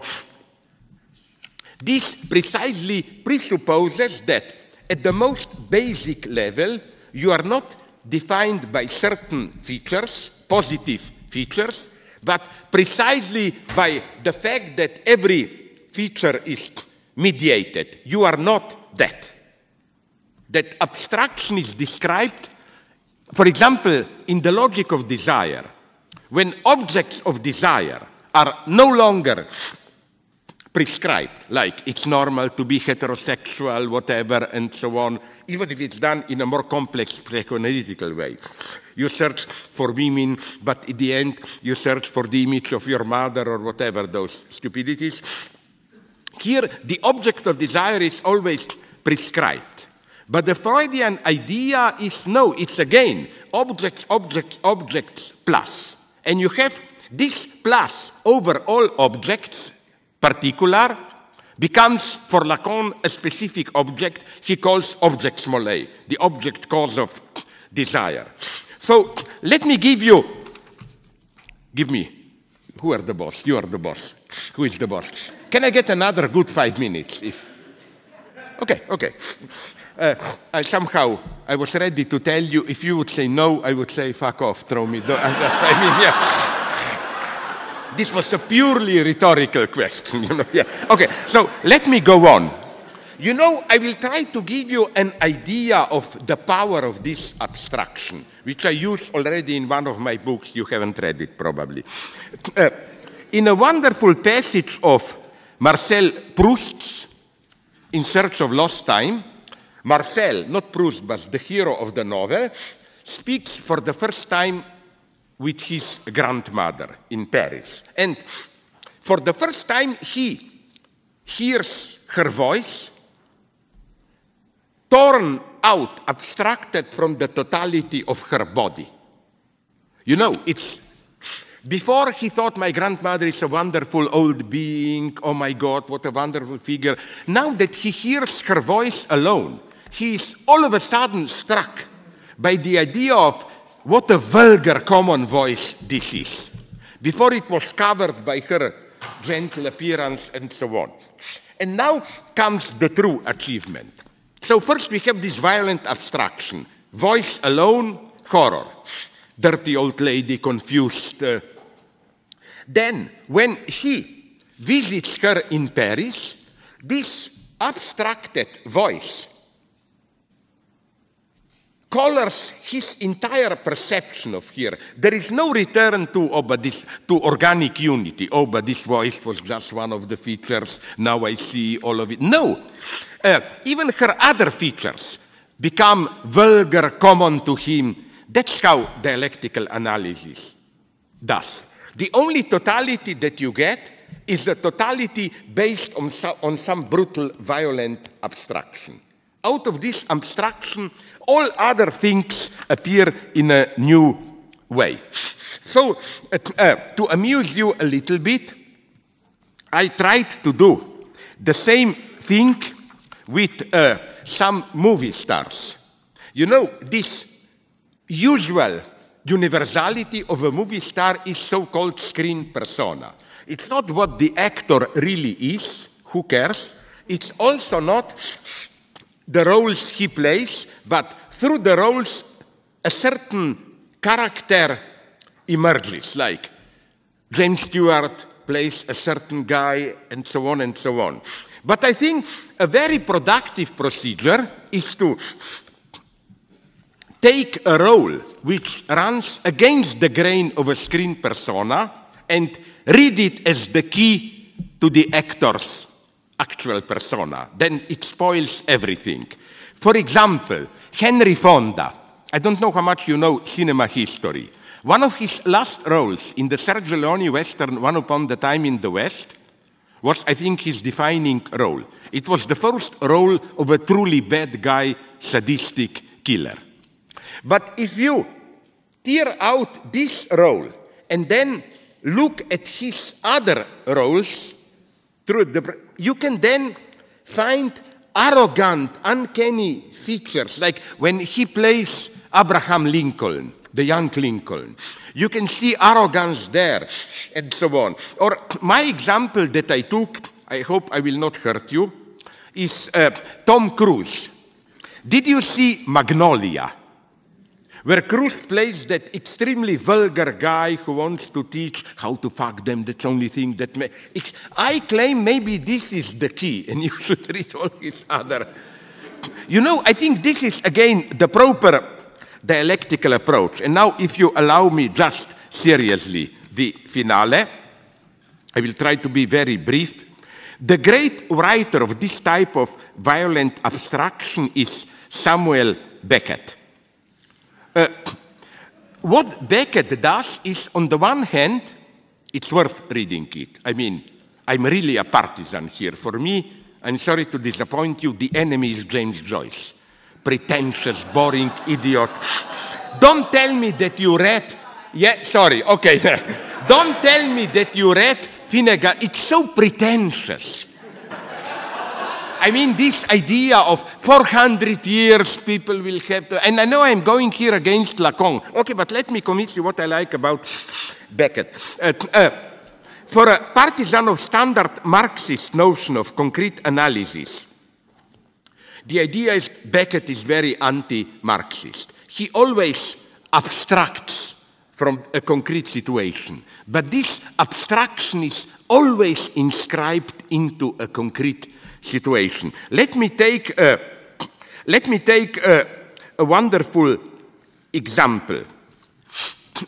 Take his Malone dice. It's I forgot the lady's name, I'm very sorry, but I recently read a book which was written by Émilie Morin, yes, is the lady, about Beckett and politics. And he conclusively demonstrates how Beckett was extremely grounded in a historical experience. For example, Malone dies. It's full of implicit references to a specific situation at the end of the World War II, when all those refugees, wartime prisoners were returning, all that situation and so on. And Beckett abstracts from it to a kind of almost, I would say, from all this idea of homeless, refugees, the way they are treated bureaucratically and so on, I'm almost tempted to say he's a materialist Platonist. What he stages is a kind of a pure Platonic idea of this terror of being displaced. And it's wrong to translate it back into historical constellation. Only through this move of abstraction do you get, in a way, the truth on it. This is why I wanted to weigh on two of this. He stages attempted to see the say to a specific on dice. 他这里整新活我就听不懂了。马龙骰子是什么东西啊？马龙骰子是什么？ It's full of implicit references to a specific situation at the end of the World War II, when all those refugees, wartime prisoners were returning, all that situation and so on. And Beckett abstracts from it to a kind of almost, I would say, from all this idea of homeless, refugees, the way they are treated bureaucratically and so on, I'm almost tempted to say he's a materialist Platonist. What he stages is a kind of a pure Platonic idea of this terror of being displaced. And it's wrong to translate it back into historical constellation. Only through this move of abstraction do you get, in a way, the truth on it. This is why I wanted to conclude by I think you mentioned it to your students already, his late play, Catastrophe. It's a wonderful play. It's just from 6 till 20 minutes, however it is staged. It abstracts from, it condenses 3 levels. One level is about communist political terror. An arrested guy is questioned and so on, brutally interrogated. But then, in the play itself, this is staged. What happens on the stage is a director giving precise instructions to the author and his secretary how to do it like this and so on, reproducing the same terror. And then you have a third level, that's how we should read the end of the play, where not the hero, the victim, the guy who is brutally interrogated, just raises his head and looks at us, the viewers. And Beckett explicitly said that's the ultimate image, that with many of these humanitarian events, solidarity with victims, performances for, the same basic terror structure is reproduced. This is Beckett at his greatest. He goes a step further into abstraction. Again, it's not just this rather vulgar comparison that a brutal staging can also reproduce terror. It's precisely the falsity of our humanitarian sympathy and so on, that the same abstraction is reproduced. And I think what we need today in all these human rights debates and so on, is precisely this type of Beckettian abstraction, how our very humanitarian care, help, and so on can reproduce the same form of horror. Let me give you one example, and with this I will really conclude, of this horror. You know, our media are now full of that, how do you pronounce the guy? No racist pun intended. Khashoggi, Jamal, the Saudi Arabian guy killed in, no? You know what I find a true scandal in it?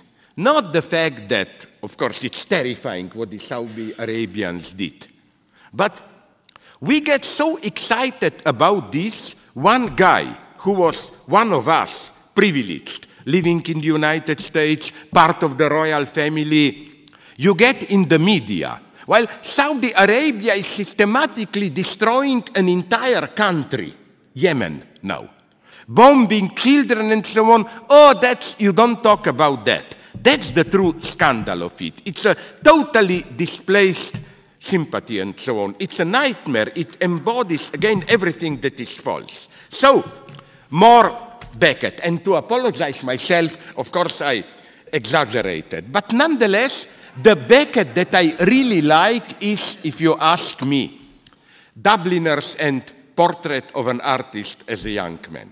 Those theological debates about Aquinas' aesthetics at the end of Portrait of the Artist as a Young Man are breathtaking. So I exaggerate a little bit. I apologize. When I take power, the people through me to speak, you will not be sent to Gulag. I promise you, for loving Joyce. Thank you very much for your kind.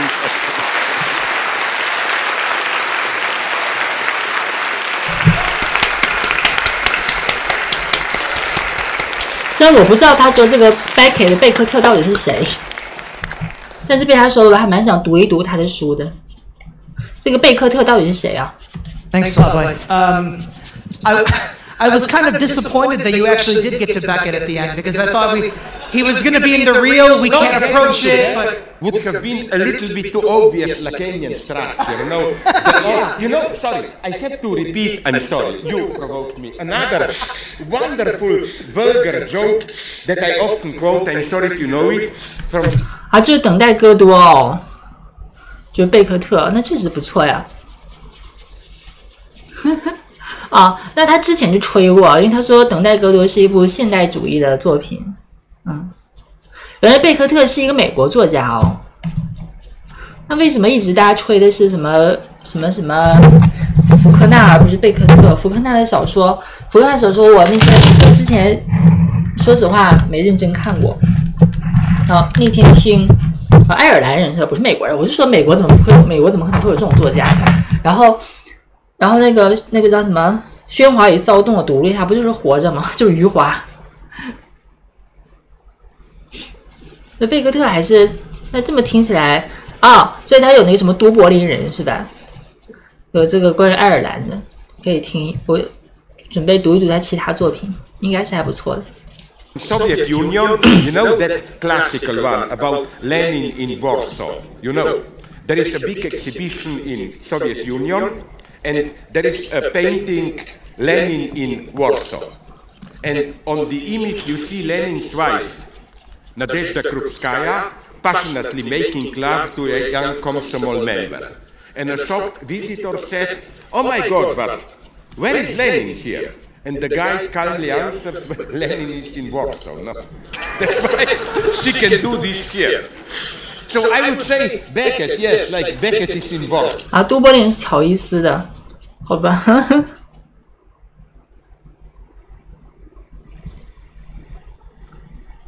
啊，我看到我家里爬出来了一只大蟑螂，我要不要把猫叫醒呀？我把小白叫醒，小白现在睡得很香，但我决定把它叫醒，去抓蟑螂。为什么我的房子里会有蟑螂呀？宝宝，来起来干活，来，别在这躺着，来，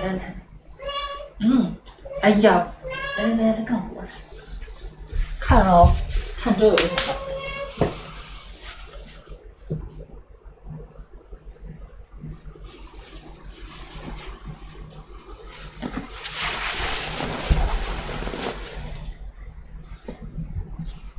So you know it. We can talk about it. Yeah, sorry. Yeah. Okay, we do have some time for a few questions, and I'll ask Slavoj to try to be as brief as possible.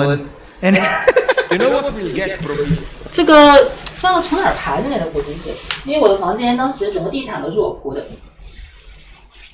里面并没有任何东西。我这个蟑螂还蛮大的。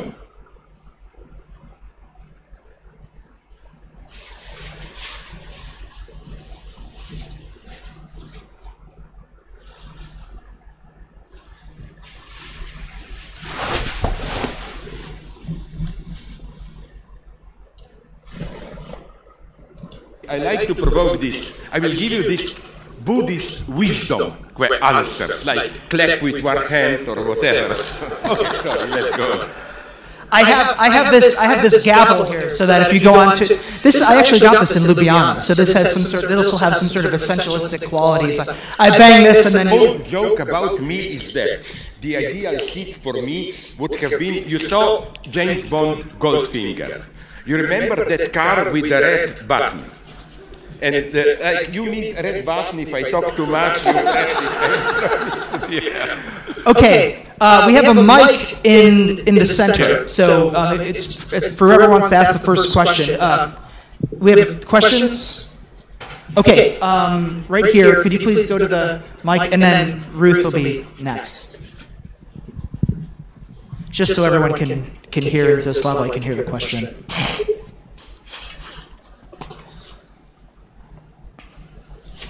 You mentioned cultural Marxism before. Yeah. The alt-right loves to use that term. Yeah. I understand you believe it's a conspiracy theory. I do too. Sorry? No. Okay. I understand you believe it's a conspiracy theory to a certain extent. I believe that too. But I'm just kind of wondering, the whole concept with identity politics, intersectionality, that all comes under cultural Marxism, basically. Do you find anything positive in any of those concepts? Yes, but first, what I disagree with is the very concept of, I think, you need this idea that they wanted to undermine paternal authority and so on. Read the great studies by Adorno, Horkheimer. Like Horkheimer wrote in late 30s a text on authority and family. And his whole point is not destroy it. He makes a wonderfully refined point that it's a very deep insight in Adorno also that totalitarian structures like Hitler is not a paternal figure. And he openly says that a strong paternal figure can give to young boy a kind of a moral support to resist social oppression, to resist the totalitarian leader. So Adorno and Horkheimer are here much more refined, and you absolutely cannot push them in this direction. And also, on the other hand, let's be serious. In all real socialist, in all communist countries, I mean, they were much more pro-family, to put it like that. And it was not only in the sense of we do it here, but let the West be decadent and so on. You know what shocked me so much? I'm old enough, unfortunately, I remember it, it's a bad example. In the late 50s, when the true Elvis Presley popularity exploded, in United States, some conservatives were shocked that all those movements which keep this return to barbarity and so on, But this was the reaction also of Soviet Union. They wrote in a total panic, Elvis Presley means we are returning to animality, end of civilization, and so on and so on. So I am also very critical of some aspects of LGBT and so on and so on. But I think that now, okay, I will give you an answer in a Marxist jargon. What I dislike in it was precisely that it's not really Marxism is a petit bourgeois obstacle against Marxism. I think that political correctness is for me a typical petit bourgeois excess which really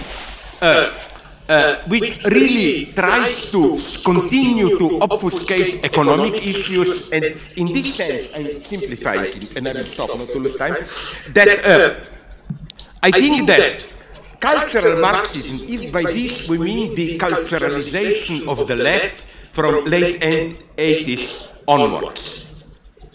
This is what enabled Trump, we all know, and in Europe, because the left, this postmodern left, which is terribly afraid to be connected with real working class. Mm-hmm. They like minorities, they like whatever, third world nations and so on. And they, of course, as we all know, they neglected your own working class. That's why today, and it's a tragedy in Europe, for example, which European party did most for actual working class in Europe now? It's horror. The Law and Justice, the Polish arch-conservative, Kaczynski, the brothers, one died, party, were precisely on behalf of right-wing populism. They did things that no moderate leftists today dare to do. They lowered retirement age. They expanded healthcare and so on. They made better credit for students and so on and so on. So in this sense, for me, it was, I support them totally, but it was an obscenity of, do you remember, 2-3 months before Trump was elected, the big topic in left liberal media was how to solve the problem of toilets with transgender people. Mm-hmm. Do we need ULITE toilet? Do we need more toilets? And so on and so on. I think that this total neglect of concerns of ordinary working people was a catastrophe, and that's why I like Bernie Sanders, because many intelligent people got it. He succeeded in mobilizing for the left those who otherwise would not have voted for Hillary, but maybe even for Donald Trump. So, okay, I didn't answer your question, but you see that. That's great. Thank you. Thank you. Okay. Actually, wait, so Ruth was going to... Okay, but before I forget... immediately after the Q&A, there's the bookstore is outside. They're selling books, and Slavoj will sign your book. Whatever you prefer for illiterate people, a cross or a finger. Okay, sorry, please. Okay. Lady is there, wait, please. Hi. Can you talk a bit about the linkages between the rise of white nationalism in the United States and Europe? With the right of white? Nationalism. White nationalism. And also, just to make a point about the left in the US, they're not only focused on minorities, because many minorities are also in the working class. So I totally support them. What I will say is this. There is only one implicit aspect of white supremacism that I wouldn't say I like it, but that I find of use. When they claim we should take them more literally than they take themselves when they say there are other minorities, we are also an endangered minority. I know how they cheat here. I know. But that would be for me the true solution, to treat white men and so on as just another minority. I find much more dangerous the liberal stance of I often notice, and here is another problem of abstraction, how false, many left liberals have this position the further you are from white male identity, the more you are allowed to, I simplify analysis very much now, the more you are allowed to assert your identity. If the First Nation, Native Americans do it, okay. Blacks, okay. Then Chinese, still okay. Italians, so-so. Germans, blah, blah. But if white Protestants assert their... okay, now you'll say, but this is correct, because they are de facto hegemonic and so on. What I suspect is that nonetheless, this self-humiliation, this we renounce our identity because we know if we assert our identity, it means direct racist hegemony. There is something false in it because, you know, I had a couple of weird experiences. For example, this really deeply marked me. A debate 25, 30 years ago in Missoula, Montana, where there were some politically correct white critics of white supremacy who were so brutally correcting some Native Americans there, like, no, you shouldn't call yourself Indians. And then a Native American guy who became my great friend said something perfect. He said, sorry, I don't want to be called Native American, because it gives me horrible associations, like I'm native nature, your culture, or what. And he said something wonderful. He said, I prefer to be called Indian, at least my name is a monument to your white man's stupidity. You know, you thought you are in India. They were my Native American friends there. They were so sensitive against this false patronizing elevation of them. Like, they told me, one of them used this beautiful metaphor that he also almost gets a Joseph Goebbels reaction and draws a gun, where somebody praises their, you know, like, we white people just exploit nature brutally, while they have a more organic attitude, dialogue with nature. Before you mine a mountain, you ask the spirits of the mountain for permission and all that stuff. And one of them, it's a wonderful act of extreme subversion for me. One of them even wrote a text, he sent it to me, proving that Native Americans killed more buffaloes and burned more forests than all the white people together. No, you know what I'm saying. Of course they were much better, but they detected in a wonderful way this hidden art. And let me conclude you with a joke which wonderfully makes this point. One of the best Jewish jokes, popular with Derrida, with all my friends. You know, in a synagogue, when do they meet? Saturday, I don't know when. Jews meet to talk, confess, I mean, declare themselves. So one rich merchant Jewish said, oh God, I am nothing, I'm nobody, I'm not worthy of your attention. Then the rabbi, big powerful figure, says, oh my God, also, I'm nothing, I'm worthless. Then a poor Jew stands up and said, oh my God, I'm also nothing. And then the rich merchant stabs the rabbi and said, who is this guy? A nobody, and he also thinks he can just say that he is nothing, or whatsoever. You see, this is what is false about those white people who I'm always suspicious of how they pretend to be modest, but hidden beneath this modesty is a very arrogant position of, we renounce our particular position just to retain our grasp on universality. We can be judges of others. Otherwise, no. I'm here, a good guy, for example, in the debates about Black Lives Matter. This is a nice example of how false, although it's obviously correct, is the Trumpian answers. Not Black Lives Matter, all lives matter. No, universality is here false. The lesson of all dialectics is that universality has always a privileged example which embodies it in a certain historical constellation. Today, if you want universal equality in lives matter, you have to emphasize Black Lives Matter.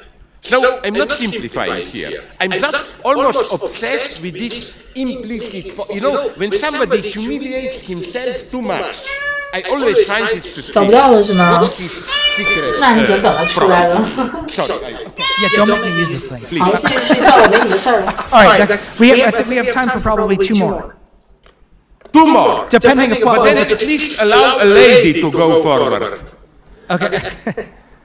Ruth, okay. Not a lady. Hi. Thank you so much for coming here. Thank you, Russell, for. I see you preparing your knife when you begin in such a kind way. So please strike. Yes. Okay, so I have a question about 2 words that you've used: Jews and Trump. First of all, not in connection. First of all, you mentioned something like Nazis and Jews, and also the Jews and the Palestinians. I think maybe it would be more accurate to say Israelis and Palestinians, or that rather Jews and Arabs, if you're going that way. Yeah, I see. That's a nice point. Yeah. Thank you. No, And I then will also- try to answer it. Okay. Yes. One for the lady, not a lady. And then the second thing is that you talked about Trump as this like ideal evil or something like that. I'm not sure what is exactly the word you use, but I agree with you that we have this tendency to say, oh, Trump, right? As if like something is wrong about him and then we don't have to look at ourselves.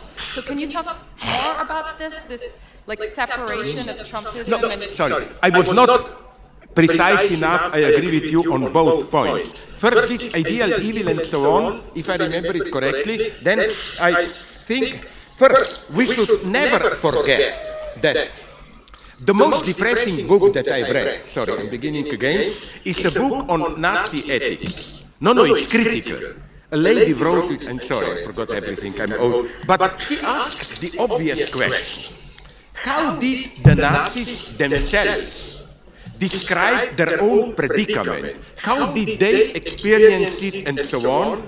And you see some extremely false disgusting, but I'm not saying authentic, but almost ethical vision. They really convince themselves that they are doing a great thing.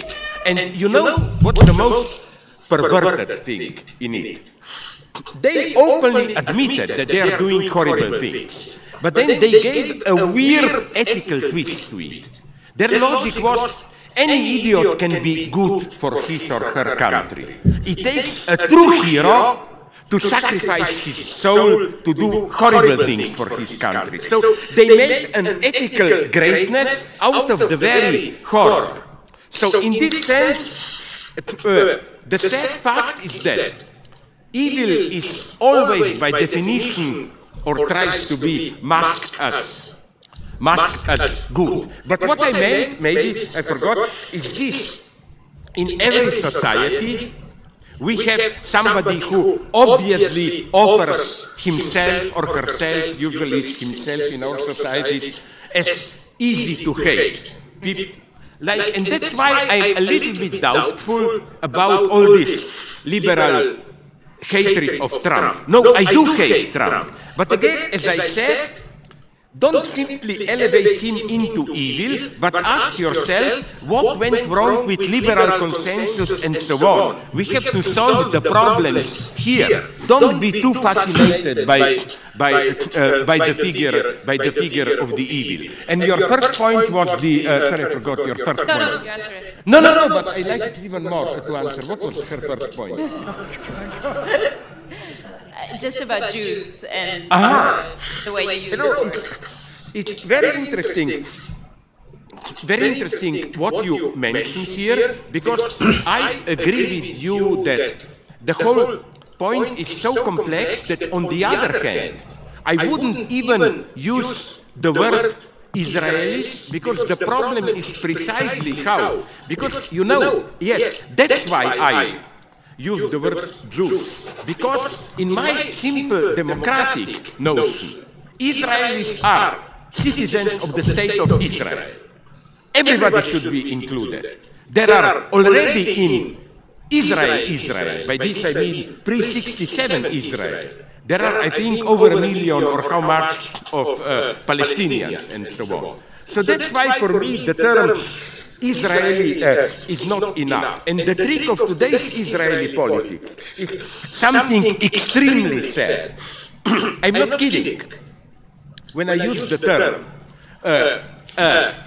Zionist anti-Semitism, what really worries me is how now Netanyahu is systematically making pact with European conservative leaders who are more or less even openly anti-Semitic, like Orban in Hungary, Kaczynski in Poland, and the implicit deal is this one. Let your Jews come to us, but leave us free hand there. And this is an old tendency among even anti-Semitic right. I was shocked to read, for example, one of the really evil figures, Reinhard Heydrich, you know, the architect. You know what he wrote in 1936? He wrote, Jews are a great people. We wish them all the best in Palestine. We want to help them there. We just don't want to get them to have them here. So now today we have more, and you find this, for example, who was that crazy guy? You remember Breivik, the Norwegian madman who killed 80 young socialists?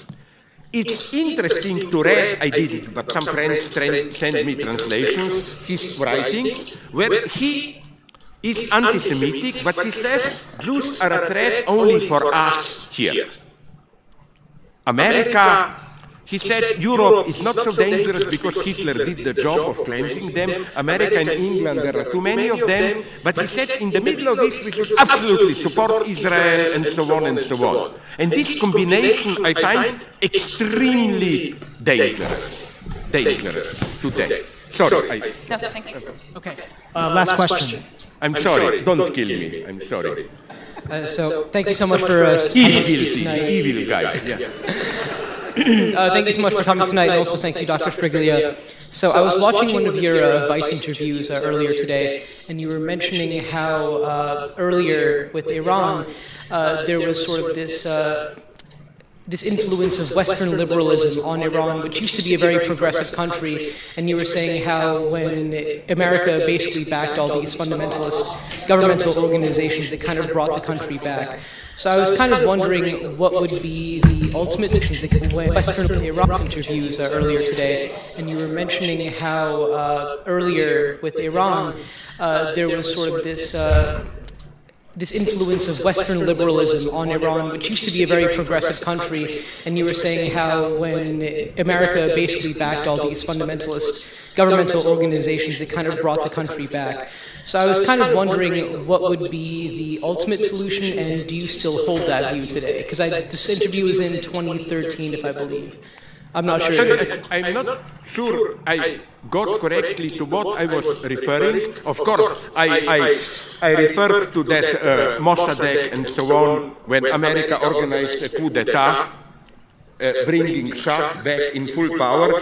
And it's absolutely clear today, at least we know that Mossadegh was just a moderate leftist social democratic nationalist. He wasn't a Soviet spy or whatever. And the idea is that this brought in the imbalance. No, what shocked me morally, that's why I still have some sympathy for Iran. Listen, let's go to our preferred topic, human rights and so on. Iran is still much better than Saudi Arabia and some other countries. First, beneath this rather superficial oppression, Iran has an incredible intellectual life. They were so stupid, you will see the irony, to translate even 15 of my books there. I mean, it's an intellectual life. And again, it's so hypocritical. Like, I think one of the greatest obscenity was when the foreign minister of Saudi Arabia said that it's time for Iran to accept basic democratic standards. I mean, statements like this make me an atheist, because if there were to be God, he should have, with a lightning strike, death. So you know what I mean? Like, and also, I remember, I'm old enough, you are probably not, you don't remember, the Iraqi attack on Iran. The hypocrisy of almost the entire world. As long as Iran was losing, they were silent. United States openly supported, we now know, Iraq. They were giving to Saddam not only poisonous gases, but even satellite images of where Iranian troops are. United States only protested when Saddam used these gases against Kurds, against his own people and so on. And again, the public opinion started to worry, even in the West with non-aligned countries, only when Iraq started to lose, to withdraw. Then they said, oh my God, we need peace, and so on and so on. This is why I wrote a text then, which is a little bit crazy, I admit it, but which for some point rendered me very popular. Even in the ruling circles I learned in Iran, the title was in English, Give Iranian nukes a chance. You know? Today's situation, I'm such a pessimist. You don't know who is telling lies, who is manipulating whom about the present conflict. I'm just saying that, are we aware what is happening in the Middle East? That a new, ironically called it, axis of evil is forming. Egypt, Saudi Arabia, Israel. They are already openly collaborating. Are you aware that now it's no longer done secretly? Saudi Arabian military and security officers regularly go to Israel to confer. Saudi Arabia was even already 3-4 years ago putting pressure on Israel to bomb Iran and so on. So this is, I simply don't know enough about the situation. I still, where I am still. 不是已经被东亚斡旋和谈了吗？不是已经达成历史性和解了吗？Naive guy, if you remember that Green Revolution after the election, I was very involved into that one, making statements, supporting them. The guy against Ahmadinejad who was cheated out, although he probably won the elections. And I remember that at that point there was a big attack on me, that I am a direct agent of the CIA, that they are paying me to make this statement, and in my cynical attitude, but I didn't, it's too crazy, I'm so self-destructive. I wanted to write a public letter to CIA, like, I'm supposed to be your paid agent. Well, fuck it, here is my bank account, where are the millions? No, but again, you see, I try to be modest. It's so difficult in today's mess to orient ourselves. Because often, it's horrible when a concrete local case where you see who is right is then co-opted into an international coalition which is not a good one. And the situation is so complex, but again, I have a great sympathy, not only, you know that even in, Iranians are great people, even in philosophy, they have a couple from 7th, 8th century till 16th century. They have a couple of incredibly productive top Muslim philosophers. Not to mention cinema and so on. I mean, but don't lose hope. Not only there, but let me tell you something to conclude. It's wonderful. You know, even if I die, I will go there.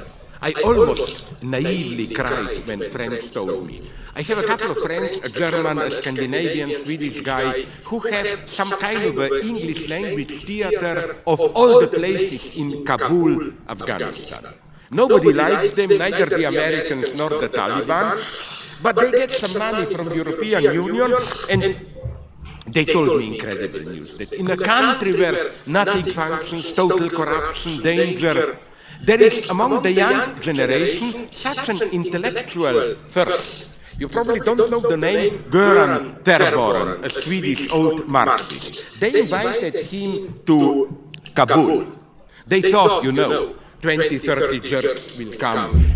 At his first talk, 700 people came. Rumors spread, at his last talk, 2,000 people come. And people who wanted to debate Frankfurt School, Adorno, and so on, and in the other city, close at Bamiyan, you know, where Taliban bombed those statues. It's a city totally encircled by Taliban, so you have to fly there if you want to survive. But he also went there in this small city. 800 people came, young people. I mean, I have faith in this. I think there are intellectual miracles which are awaiting. We should end on that positive note because we should. Thank you. Well,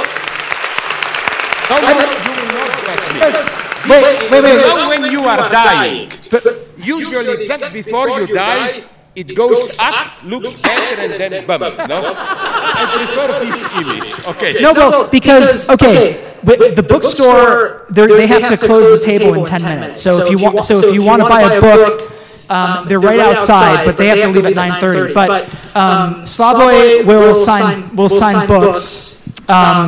I think we should just. He's honest and mentions these closings because you know which is the usual excuse when they want to cut short the debate of the leftists. I mean, they always evoke, there are some cleaning ladies who are waiting.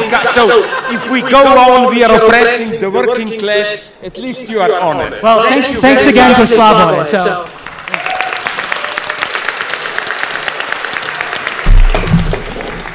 哎呦，看一次少一次，看一集少一集，这个老壁灯没有几年了。我一直想给他发个邮件儿。我今天早上还在引用他的文章，因为有一个小组成员问了我一些他们组内事务的问题，然后我还想起来我看过齐泽克一个文章，然后我发给他了。我最近几年每天都会有空就看一会儿他的书，但是我不得不说，他的书有些东西我也还是没有掌握的很好。我看到现在最难的一本书就是那个《延迟的否定》，就里面比较学术，真的是有点费劲。其他书我看着都还好。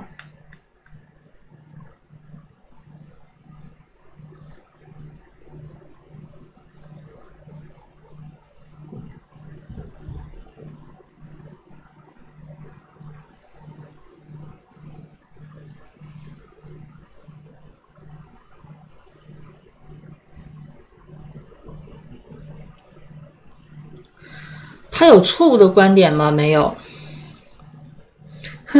因为他都是自相矛盾的，所以你也说不上他错误呀。他动不动说things a little bit complex here， 而且他很少有结论，所以你也说不上错误呀。他没有什么结论性的东西，他讲的都是那个结构、那个发生学的机制跟方法，所以他没有评价，他怎么可能有错误呢？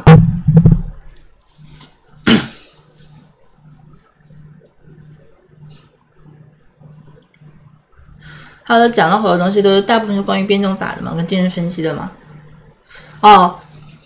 他有一些那个东西我也很难称得上是错误，就是我觉得讲的也不是不好吧，就是说，因为他对那些东西他没有仔细看。比如说我们那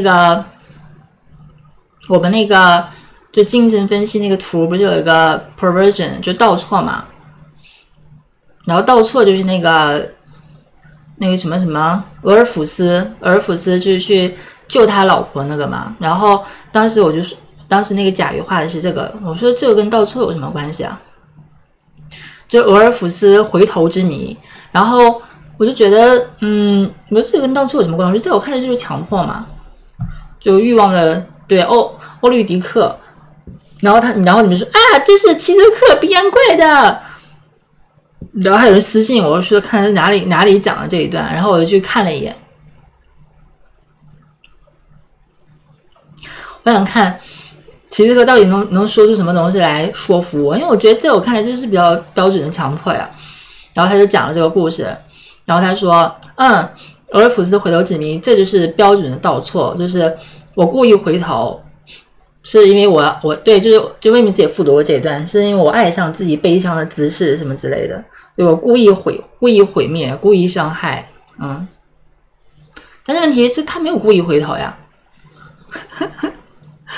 他是无意识啊，他是无意识回头的，所以这是强迫呀。如果他是故意回头，就是倒错。问题是他是无意识回头呀，所以说这典型就是一个强迫嘛。对啊，所以就是魏明子也复读错了呀。就是他们就是说，他有时候讲这些，他只是为了说明这个东西，他随便就是说讲一讲，包括那些电影，他可能都没看过。他有时候只是为了说明什么，他就随便讲，就这些东西他是有错误的，但是他讲的原理是没问题的。就是如果真的是故意回头，当然是倒错，但是他不是故意回头，所以就是他没换。那我换了，你们又嗷嗷叫了呀。我换了，你们又嗷嗷叫呀。你们说啊，魏明子都说过，魏明子都说过。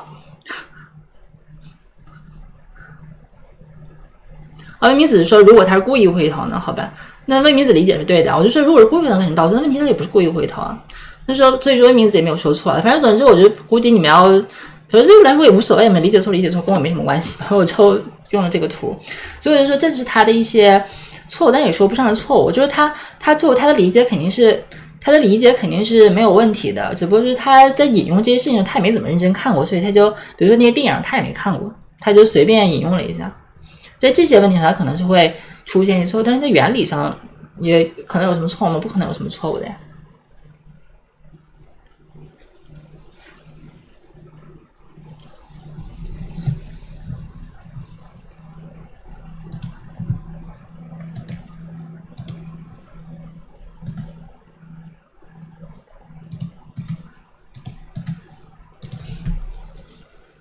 这里我后来就是一直想说给他发个邮件嘛，介绍一下我们的公益小组，让他上 B 站搜。他如果想了解一下我们的公益小组，建议上 B 站搜50个小组的视频，再给他一些刚才他说的那个他的那个什么，他天真的哭了出来 ，naively cry。然后，但是我后来又一想，这里我们还必须用那个 Heidegger 的向度，就对我来说，他也不过是个可怜的老头罢了。就是什么东西比齐泽克更齐泽克？就是他写的那些书，他创造这些东西嘛。或者是齐泽克在我身上都比他自己更齐泽克，他不过是一个对可怜巴巴的鼻炎老头罢了。重要的是这个向度，就是他所创造的，他所不在场。所以我在这样想，我就觉得说，那就不给发邮件，其实也无所谓，毕竟天天在看他的书。但是发邮件老觉得他没了呢，他是没了也不知道那个有公益小组这个事儿呢。所以就有可能等过2年我准备好了，我就可能可以发邮件通知他一下吧。主要是公益小组现在也不行，太那什么了，太初级了。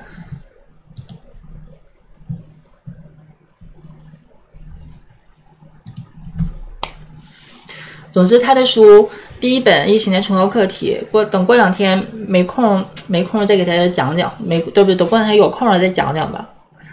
你们想听吗？你们想听我就接着讲。然后之前还有一本那个幻想的瘟疫。读过了，那本你读过，你们是不是觉得写的非常好？幻想瘟疫是他最适合，就是说讲拉康比较多的，最适合讲的。然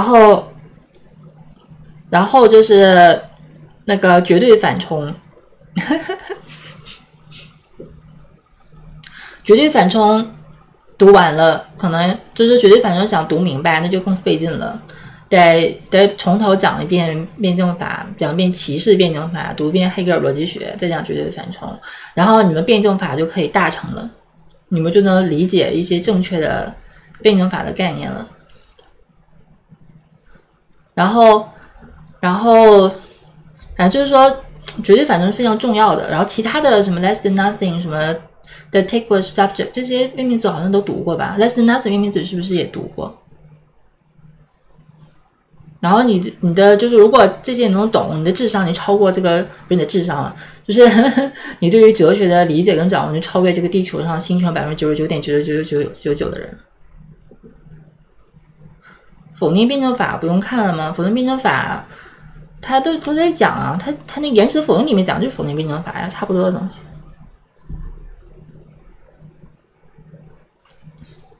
否定辩证法是你有空你就看一下，帮助你理解，因为比较简单。那希特克他有时候会直接引用这些批判，所以你看一下就知道他在说什么。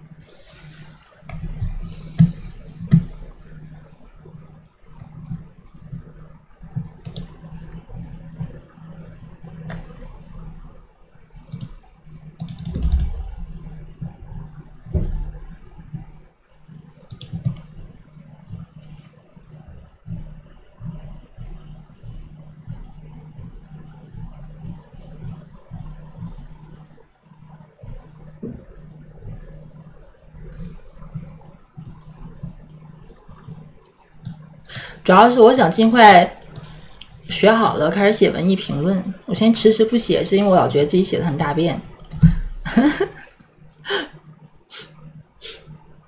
我老觉得，就比如自己提笔想写点什么，写出去啊，怎么这么大便呀？就是说不行，还得再认真学一学。那等几年了，反正事儿也不着急。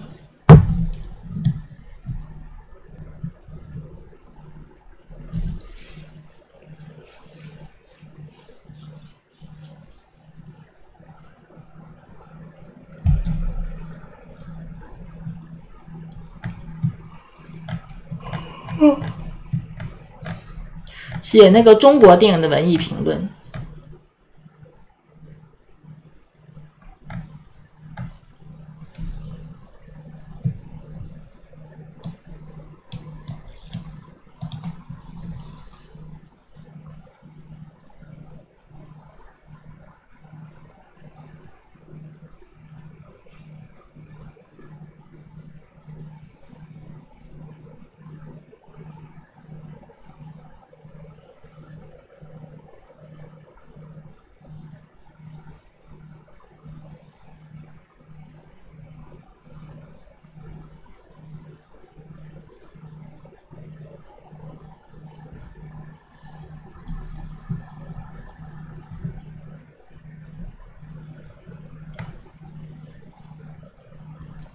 中国有好电影值得评论吗？除了贾樟柯，有还是有的。就是香港有些电影还可以，王家卫有一些还行。当然贾樟柯最好。我的意思就是除了贾樟柯除外啊，就贾樟柯 definitely 是可以，贾樟柯除外之外的有一些王家卫有些电影可以的。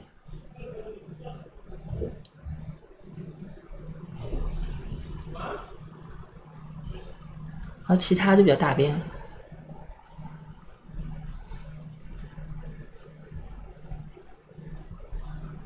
李安首先就不是中国电影，其次李安的电影都挺大便的，我觉得就比较自由人吧。娄公子还行，可拉倒吧，娄烨天天被我喷出屎来，太拉了，不行，这个人我必须得杀，不杀难受。还娄公子。那个豆瓣文青逼那个嘴脸出来了，还娄公子还行，恶心死了。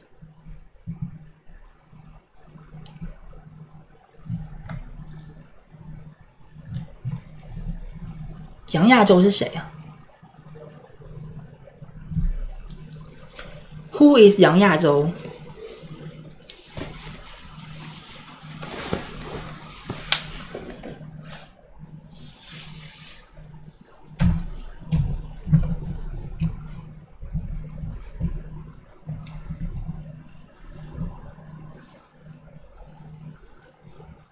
啊！蓝心大剧院，对，恶心的要死。还娄公子，就是那个味儿。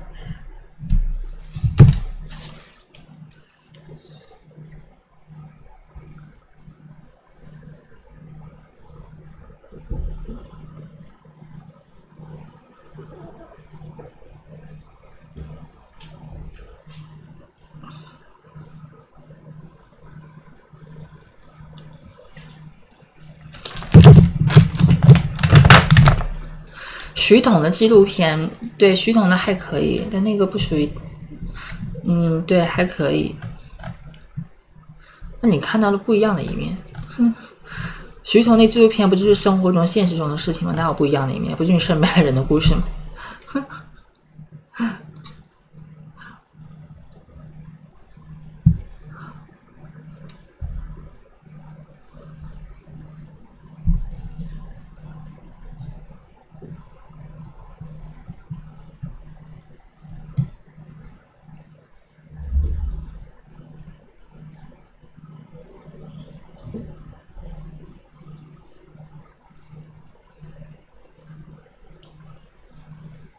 反正就是齐泽克的书，你们也要天天干，没事就看。我最大的娱乐活动坐地铁什么，就是看齐泽克的书，然后一看，我现在就克制自己不看，因为一看就几个小时，一看就2-3个小时，就很快就过去了。然后我现在觉得很耽误时间，就是尽量就不看。你看我今晚要看一晚上这个，本来今晚准备看科一的，都看了一晚上它，算是20分钟看筹几件科一吧。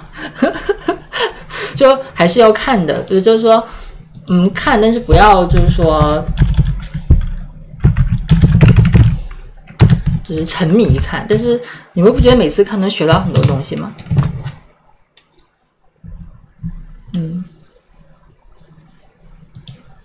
大家好，我是大家的璇姐，欢迎大家来到他不是后来说都复读，谁跟你说的呀？谁跟你说的呀？没有，后面每本书都很难。我刚才推荐的几本书，每本书都不一样，绝对反冲、幻想的文艺，因为他们不知道他们所做的。还有什么？延迟的否定、少于无、The Taker Subject， 这几本书都非常好，每本书都不一样。谁跟你说都在复读啊？然后其他的书40-50本，有些就是比较复读了，像那些很粗浅的什么什么邪木而是入门那种就是复读，因为他们也没什么，就是说那些书并不是齐泽克的好书，齐泽克实际上就是混，就是水稿费的，就是水稿费的。我说这些你们不看，所以你们觉得那个他其他都是复读，因为我说这些特别难，什么什么视差直线其实算简单的，就我说这几本，因为他们不知道他们所做的。然后延迟的否定，然后那个还有什么来着？世界大荒漠也挺难的，然后那个 The Taker Subject 也挺难的，然后 Less Than Nothing 还可以，绝对反冲也很难。对，就除了这些大部头是难的，就是说很有理论深度，其他的是水稿费，其他那些你看也当然是复读，这些非常难的你要认真看的，你才能学到真东西。自由的身边我觉得还蛮简单的。论暴力我觉得也挺简单的，快感大卷因为我不是直播读过嘛，挺简单的。快感大卷我们读没读过？我记得读过，我记得直播读的是快感大卷一跟那个幻想的文艺吧，这2本。实践很简单，对，就是我刚才说那些，我喜欢都是它这些难的，那些简单的就不要看了。读那些难的我直播没看，是因为读不下去。那个延迟的否定试图读过多少次，每次就是读2页就3个小时过去了，我真的要吐了，太累了，太累了。所以就是讲不动，就是说讲不动，然后就外面就不讲了，就讲一些，比如说什么视差之线，就直播读过，还蛮简单的。就是我刚才说这直播没读，你们得自己读，因为太费劲了讲起来。但是看不懂很正常，就没事就看，没事就看，把他提到的东西瞅了一眼，然后慢慢就能懂。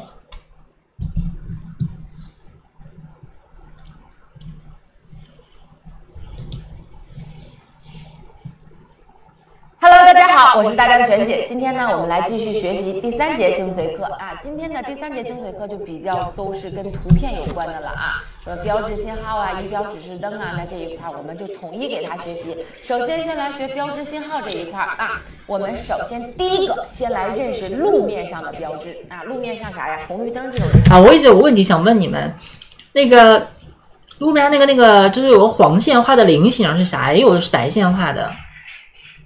就是菱形，一般画4个，就一个车灯上俩并排那个东西是啥？菱形的是不是？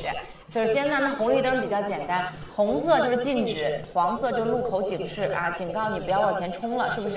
绿灯就是允许你通行了。那我们这种有箭头的就更简单了，往左就是去左边，直行就是直行，往右就是去右边，所以你只要区分它是哪个颜色就可以了啊。好，那接下来我们再来看啊。错误率高发的一个考点就是这2个灯啊，一个是3个框的黄灯，你看是不是有1、2？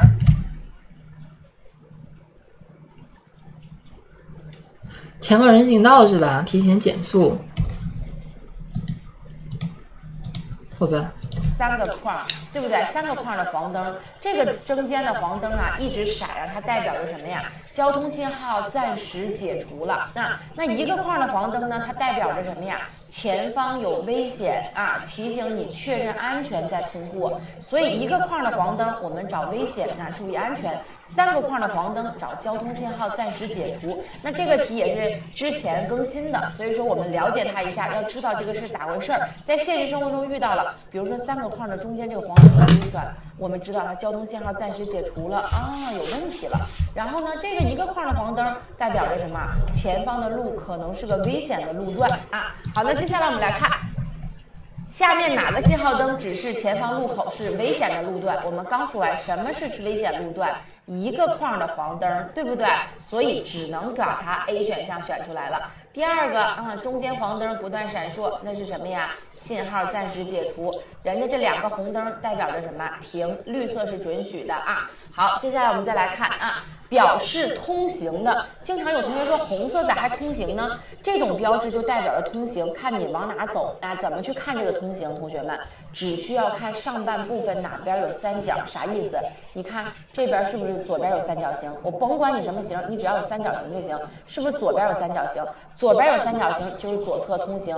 两边都有3角形，就是两侧通行；右边有3角形，就是右侧通行。只需要看上半部分就可以了，哪边有3角就往哪走啊，这种比较简单啊。好，那接下来我们来看一下关于停车的标志啊。停车就是禁止长时停车和禁止停车，要么就不能停，要么禁止长时间停，就考你2种标志，一个是在马路上考你，一个是考你指示牌。那这种就是指示牌啊，红色的一个叉就是禁止停车，红色斜杠，就我们经常说红色长杠嘛，代表着进长，对不对？那这个路面上也有啊，虚线，黄色虚线也是禁止长时间停车的，直接一个实线黄色的就是直接禁停的路段啊。所以说这2个它都代表着一个意思，我们只需要去把这2个，一个是立体的标志，一个是路面上的标志，我们区分它就可以了啊。黄色的这种的可能考到概率不是很高，但是有的同学他容易抽到，那怎么办？那咱就知道它是怎么样就行了。虚线代表禁止长时，实线代表禁止停车啊，这几个大家比较生活中比较常见啊。好，那接下来我们再来看啊。关于导向车道线啊，那我们怎么去区分到底是什么样的导向车道线？叫做有齿可变，无齿导向，这都是路面上的，看到没？路上的看到没？叫做什么呀？像锯齿状的，中间他会问你这种锯齿状的，这叫有齿，是不是像牙齿一样，对不对？有齿可变，它就是可变导向车道线，你只需要跟前方的红绿灯，看这个红绿灯是让你往左还是直行还是往右，你只需要根据红绿灯的信号灯来去改变它就可以了啊。那这个呢？就是没有啊，无齿导向就什么呀？不可变的了，就是我的箭头是往右的，你就往右啊，不可能改变的啊。所以说叫做有齿可变，无齿导向啊。所以说一般技巧是有导向优先选导。他讲我都没听懂，什么有齿可变啊？我都没懂什么意思。什么叫导向车道线啊？就这一段带齿的这一段车道怎么着了？有齿可变什么意思？这段车道怎么样？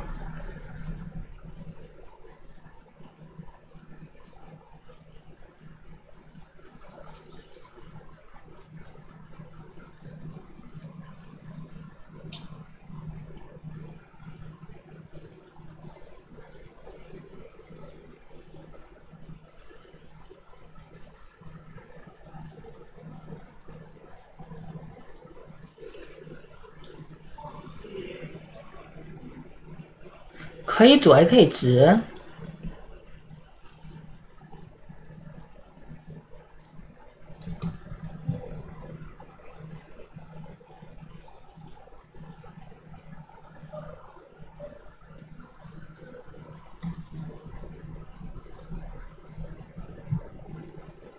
总之就带齿儿的直线可以变道是吧？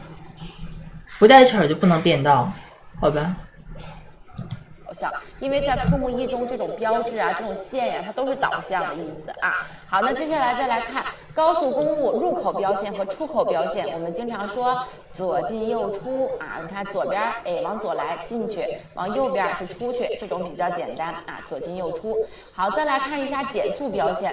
我们减速标线也是分为横向的和纵向的。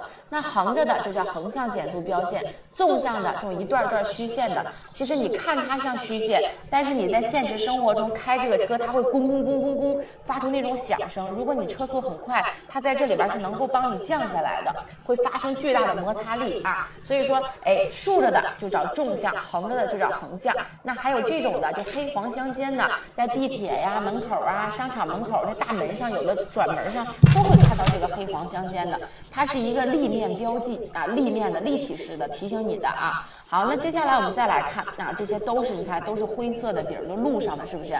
看到中间有一个什么呀？有个东西，这叫啥呀？大马路上突然出现个东西，这叫障碍物啊，障碍物。中间这个叫网状线，黄色网格状的，大家都知道这叫网格，对不对？那叫网状线，网状线是不能停车的啊，路口内是不能停车的啊。好，那接下来再来看这种虚线，那他经常会问你，这种路口上的线这叫啥呀？我刚才说有导向优先选导向，对不对？这种都叫导向线啊，导向线不是什么连接线、转弯线啊，导向线啊。好，那接下来我们再来看这两个都叫中心圈，一个是4个框围绕的一个圈，一个是直接一个圆圈，这种都叫中心圈啊。两个人字看到了吗？两个人字组成的这叫什么？人行横道预告菱形的啊。所以说看到两个人哦，这就我刚才问的那个就这玩意儿是吧？然后呢，这种黄色大叉，那大家都知道绰号嘛，不许啊，不应该这样做，对不对？都是禁止。箭头往左就是禁止左转，箭头往右就禁止右转，箭头直行就禁止直行，箭头往哪咱就选哪。那箭头右左和右不是没有禁止了吧？那就左右转啊，左右转弯。那这个叫导流线啊，一般有导字的我们都优先考虑啊，这种叫导流线。我经常说这像一棵小树一样的，这个就是叫导流线啊。好，那我们再来看啊，实线我们刚刚在前面的课程当中也是给大家讲到了，实线是禁止标线，不可以越线的；虚线是指示标线，它是分隔对向交通流，保证安全的前提下是可以越线或转弯的啊，越线超车和转弯，所以只有虚线能过，实线坚决不能过。好，再来看。关于停车的这个位置啊，其实我们有3种停车位在会考到大家，一种就是平行式的，它的这个停车位跟马路上的线是平行的，看到没？它是平行的，我画的不是很好啊，但是它是平行的，你能看出来对不对？所以这叫平行式停车位。还有一种呢，带框框的，给你锁在里边了，这叫什么呀？看到箭头我们一般找方向，对不对？我经常说箭头就指的就是方向，而且4个框框给你锁在里边，还是实心的，这叫固定方向停车位。那上面写时间的就是限时停车位了，有数字的就是限时的啊。所以就这3种停车位。好，那接下来我们来做题吧，讲了那么多名词的啊，所以就这3种停车位。好，那接下来我们来做题吧，讲了那么多名词的啊，所以就这，那上面写时间的就是限时停车位了，有数字的就是限时的啊，所以就这3种停车位。好，那接下来我们来做题吧，讲了那么多，我们一起来做个题看看。那天我们中午出去吃饭，周日贤开车，他说他，然后那个车是个手动挡嘛，他不熟，虽然他考了手动挡的，然后停车的时候，因为他不会倒库，他就直接一头扎进去了。这种其实只是你技术很差，但事实上你没有触犯任何交通法规，是吧？因为他那个停车位也不是那个，就是说，我看知道什么固定方向停车位。这个固定方向是说你头必须朝这边，是不是？这个固定方向这个意思吧，就车头必须朝向这个箭头指向的方向。我的意思是你平时一头扎进去，其实也不违反任何交通规则，是吧？除非是这种什么固定方向停车位。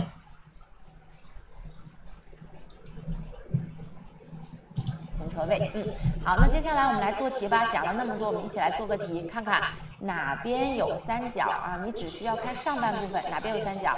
左边有3角，对不对？左边有3角就是左侧通行，右边有3角就是右侧通行，两边有3角就是两侧通行啊。好，再来看，如图所示，驾驶机动车在路口遇到这种交通信号灯，右转的车辆在不妨碍被放行的车辆行人的情况下可以通行啊。我们经常说了，圆形的红灯啊、黄灯、绿灯，圆形的是不影响你右转的，所以你不妨碍放行的车辆是可以通行的，是正确的。我还没明白，在路口流程上右转弯的车辆，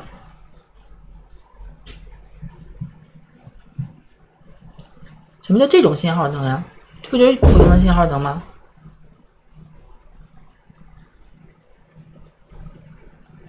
的啊，一定要记住啊，箭头往右的红灯是绝对不能往右转的，但是圆形的红灯、黄灯、绿灯不影响您右转，您是可以右转的啊。来，黄色虚线属于什么？刚说完，实线是禁止，对不对？黄色虚线，那虚线是指示，是可以越线的啊。好，再来看。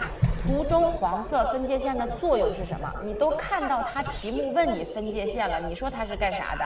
你只需要看到箭头是同向的还是对向的，同学们，一个往这儿，一个往那儿，这叫对向，那就找呗。分界不就分隔对向交通流吗？那是来 A 分隔同向，那不对了，同向对不对 ？B 禁止啊，这是虚线，不是禁止。C 允许在左侧车道行驶，它不是这个意思，对不对？分隔对向交通流，所以直接选择 D 选项了啊。好，再来看，如图所示，这个铁路标志啊，设置这个标志的时候，它是提醒驾驶人前方有单股铁道。什么叫单呀，同学们？单身一根儿，对不对？你这有几根儿？你这又叉叉又叉叉又横横的，有几个？多股，对不对？所以单你就找一个，那不好意思，您不是一个就是错的了啊。好，再来看。如图所示，在这种情况下，遇到红灯交替闪烁，要尽快通过道口。我们刚说完啊，这种红灯我们是停下来的，对吧？所以说尽快通过的，不好意思，不行啊。好，再来看图中圈内两条黄色虚线间的区域是什么？亲们，我跟大家上节课也说了，有标志、有字儿的啊，或者有牌子的，您一定要去看牌子、看标志。所以这上面有字，是不是写着公交专用？那你就上答案中找一模一样的字就行了啊。答案中有什么，咱们图片上有什么，您就对应选什么就行。来吧，路缘石上的黄色虚线是什么含义？给大家讲过，它是不是跟一个那个红色斜杠是一个意思？是什么意思来着？禁止，对不对？禁止长时间停车。如果这是黄色实线连在一起的，那个叫禁止停车了，那个跟红色叉叉是一个意思了，对不对？所以说我们把这些东西你熟悉一下，再看一遍，再记一遍就差不多了啊。A 网状线 ，B 停车线 ，C 减速线 ，D 导流线，有导优先选导，对不对？是不是刚刚讲了？而且像小树一样的，我叫它导流线，是不是？导流的啊，导流的啊，别着急，别。那个玩意儿导流线到底是什么意思啊？那个小三角是什么意思呀？就是路上如果有这个标志，我要怎么开呀？那个三角上是不能往上，是不是不能开到这个三角上，还是怎么着呀？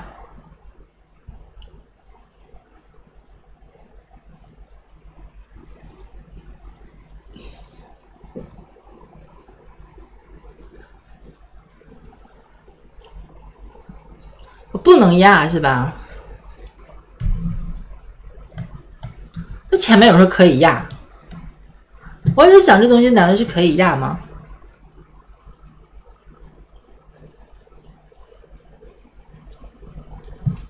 对啊，就是它就相当于一个那个花池子嘛，就是说让大家按照这个线路开嘛，就是不要开到上面去，对吧？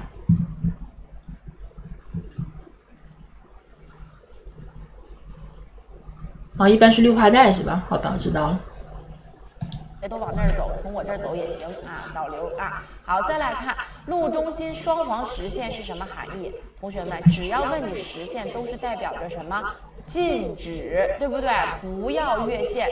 A 可跨越不考虑了 ，B 禁止跨越对向行车道分界线，是不是 ？C 说可跨越啊 ，D 说单向行驶线，那也不对呀，是不是？人家这是双向的呀，所以这叫什么呀？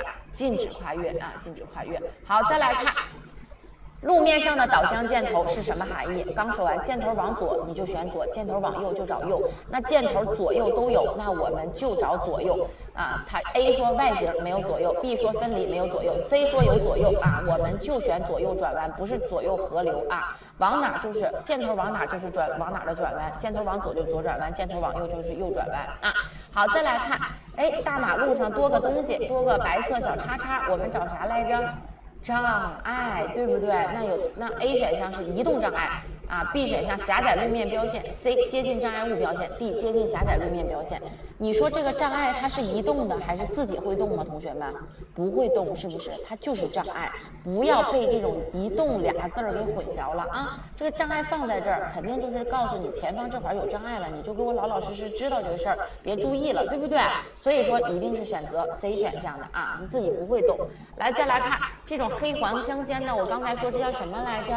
哎，有立面两个字的标记，在标志这信号这有立面两个字的，你直接选就行了啊。它是一个立体声的啊，就是它看着比较立面，比较明显啊。好，再来看这个导向箭头是什么含义？璇姐刚说完，对不对？哎，箭头往左就是左转弯，那这个箭头很明显是往左轻轻微微的那种感觉，是不是？那首先 A 选项左弯的啊，向左合流的没问题。B 右弯不考虑了 ，C 右弯不考虑了啊 ，D 是左弯或向左绕行。那它到底是向左绕行还是向左合流啊，同学们？哎，非常好，这叫合流。哎，比如说，你看我正常的马路可能是这样，你稍微往这儿一来，你是不是要跟我合在一起，对不对？所以这个小弯找合流啊，小弯找合流啊，小弯肯定也是弯，但是它代表着合流，所以我经常说这种微微小的小弯找合流啊。好，再来看红色圆圈内的标线是什么含义？我经常给我的学员解，我说这像不像咱们小时候叠的那个纸船？像不像一艘轮船这种感觉？像不像倒着的轮船？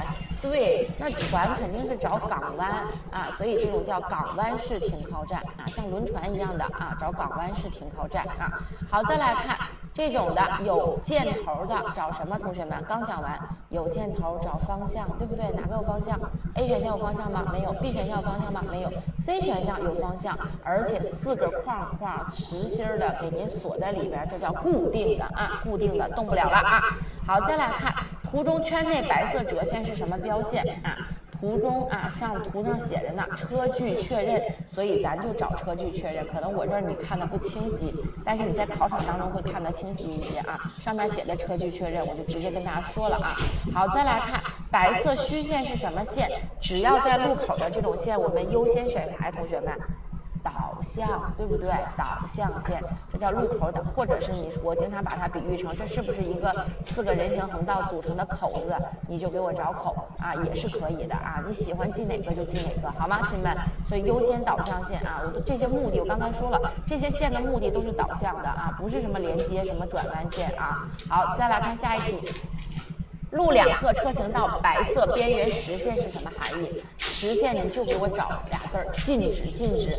A 可临时 ，B 可临时 ，C 可临时，您都不用管，它就是禁止啊，直接选了啊。好，再来看，如图所示，驾驶机动车驶出大道后，可以直接驶入行车道，直接驶入选啥呀，同学们？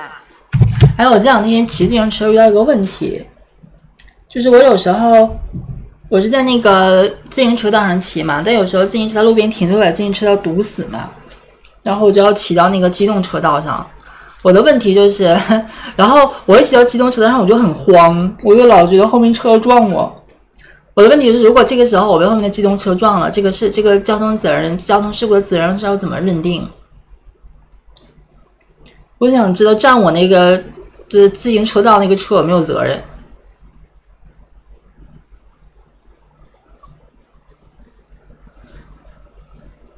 因为你骑到机动车道上，它就算是从你旁开过去，它会从你旁边开过去，但也离你很近，就也很可怕。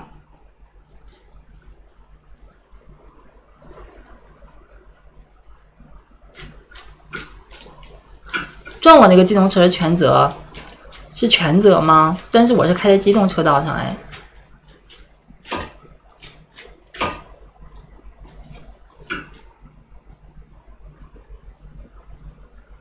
那停了那个车，占车道那个车，它不是行驶，就是它在那停着。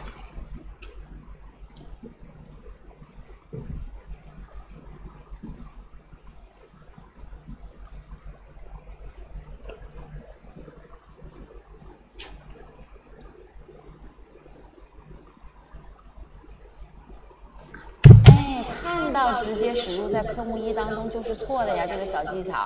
所以说您这个车您都没从我这儿走，你嘎嘣就从这儿过来了，那肯定是错的，是不是？你得从我这儿慢慢的进入行车道啊。所以这个事儿一定要记住。他停着，但是占着道呀，然后我开着机动车道被后面机动车撞了呀，这理解能力，你这理解能力就赶紧去看观视频吧，别搁这直播间待着。这是一个2022年10月份新增的一个新政策的一个颜色啊，以前这个就是黄色的啊，有人说，黄色标志，现在怎么来个粉色标志？别担心，粉色这个你看啊，就是粉色找什么呀？粉色找管理啊，找管理，多加了一个颜色，粉色出现了，粉色就是管理的颜色，交通事故管理了啊，出现了交通事故管理，您就知道这事儿就行了啊。好，再来看下一题。这些都是2022年10月份标志信号更新的啊！你看这车像啥车？黄色标志肯定是注意，那没问题。来吧，这中间驮个啥玩意儿？电池啊，这叫什么呀？电动自行车啊，增加了一个电动自行车的标志。所以看到这种中间驮个电的啊，我们要找电动自行车了。那好，那这来看，那这是啥呀？这是什么高度吗？看到米了是不是？那什么高度啊，同学们？它会提醒你。积水的高度提醒你啊，它不是说什么潮汐路段、施工路段，它提醒你施工和潮汐它跟高度没有关系的，只有积水它会提醒你这个高度，因为你开车你肯定要注意水深呢，万一把咱们车都淹没了，那还用开吗？是不是？所以说一定要注意积水路面啊。好，再来看啊，这个标志是什么含义？很明显，这是啥？同学们，挂车，对不对？我这很明显挂了一个翻斗，是不是？所以这叫挂车、半挂车啊，禁止挂车、半挂车驶入啊。好，再来看啊，绿色肯定大家都知道，允许，这叫啥呀？货车。行了，下班，明儿见。明儿看课1啊，明儿这把就看完了。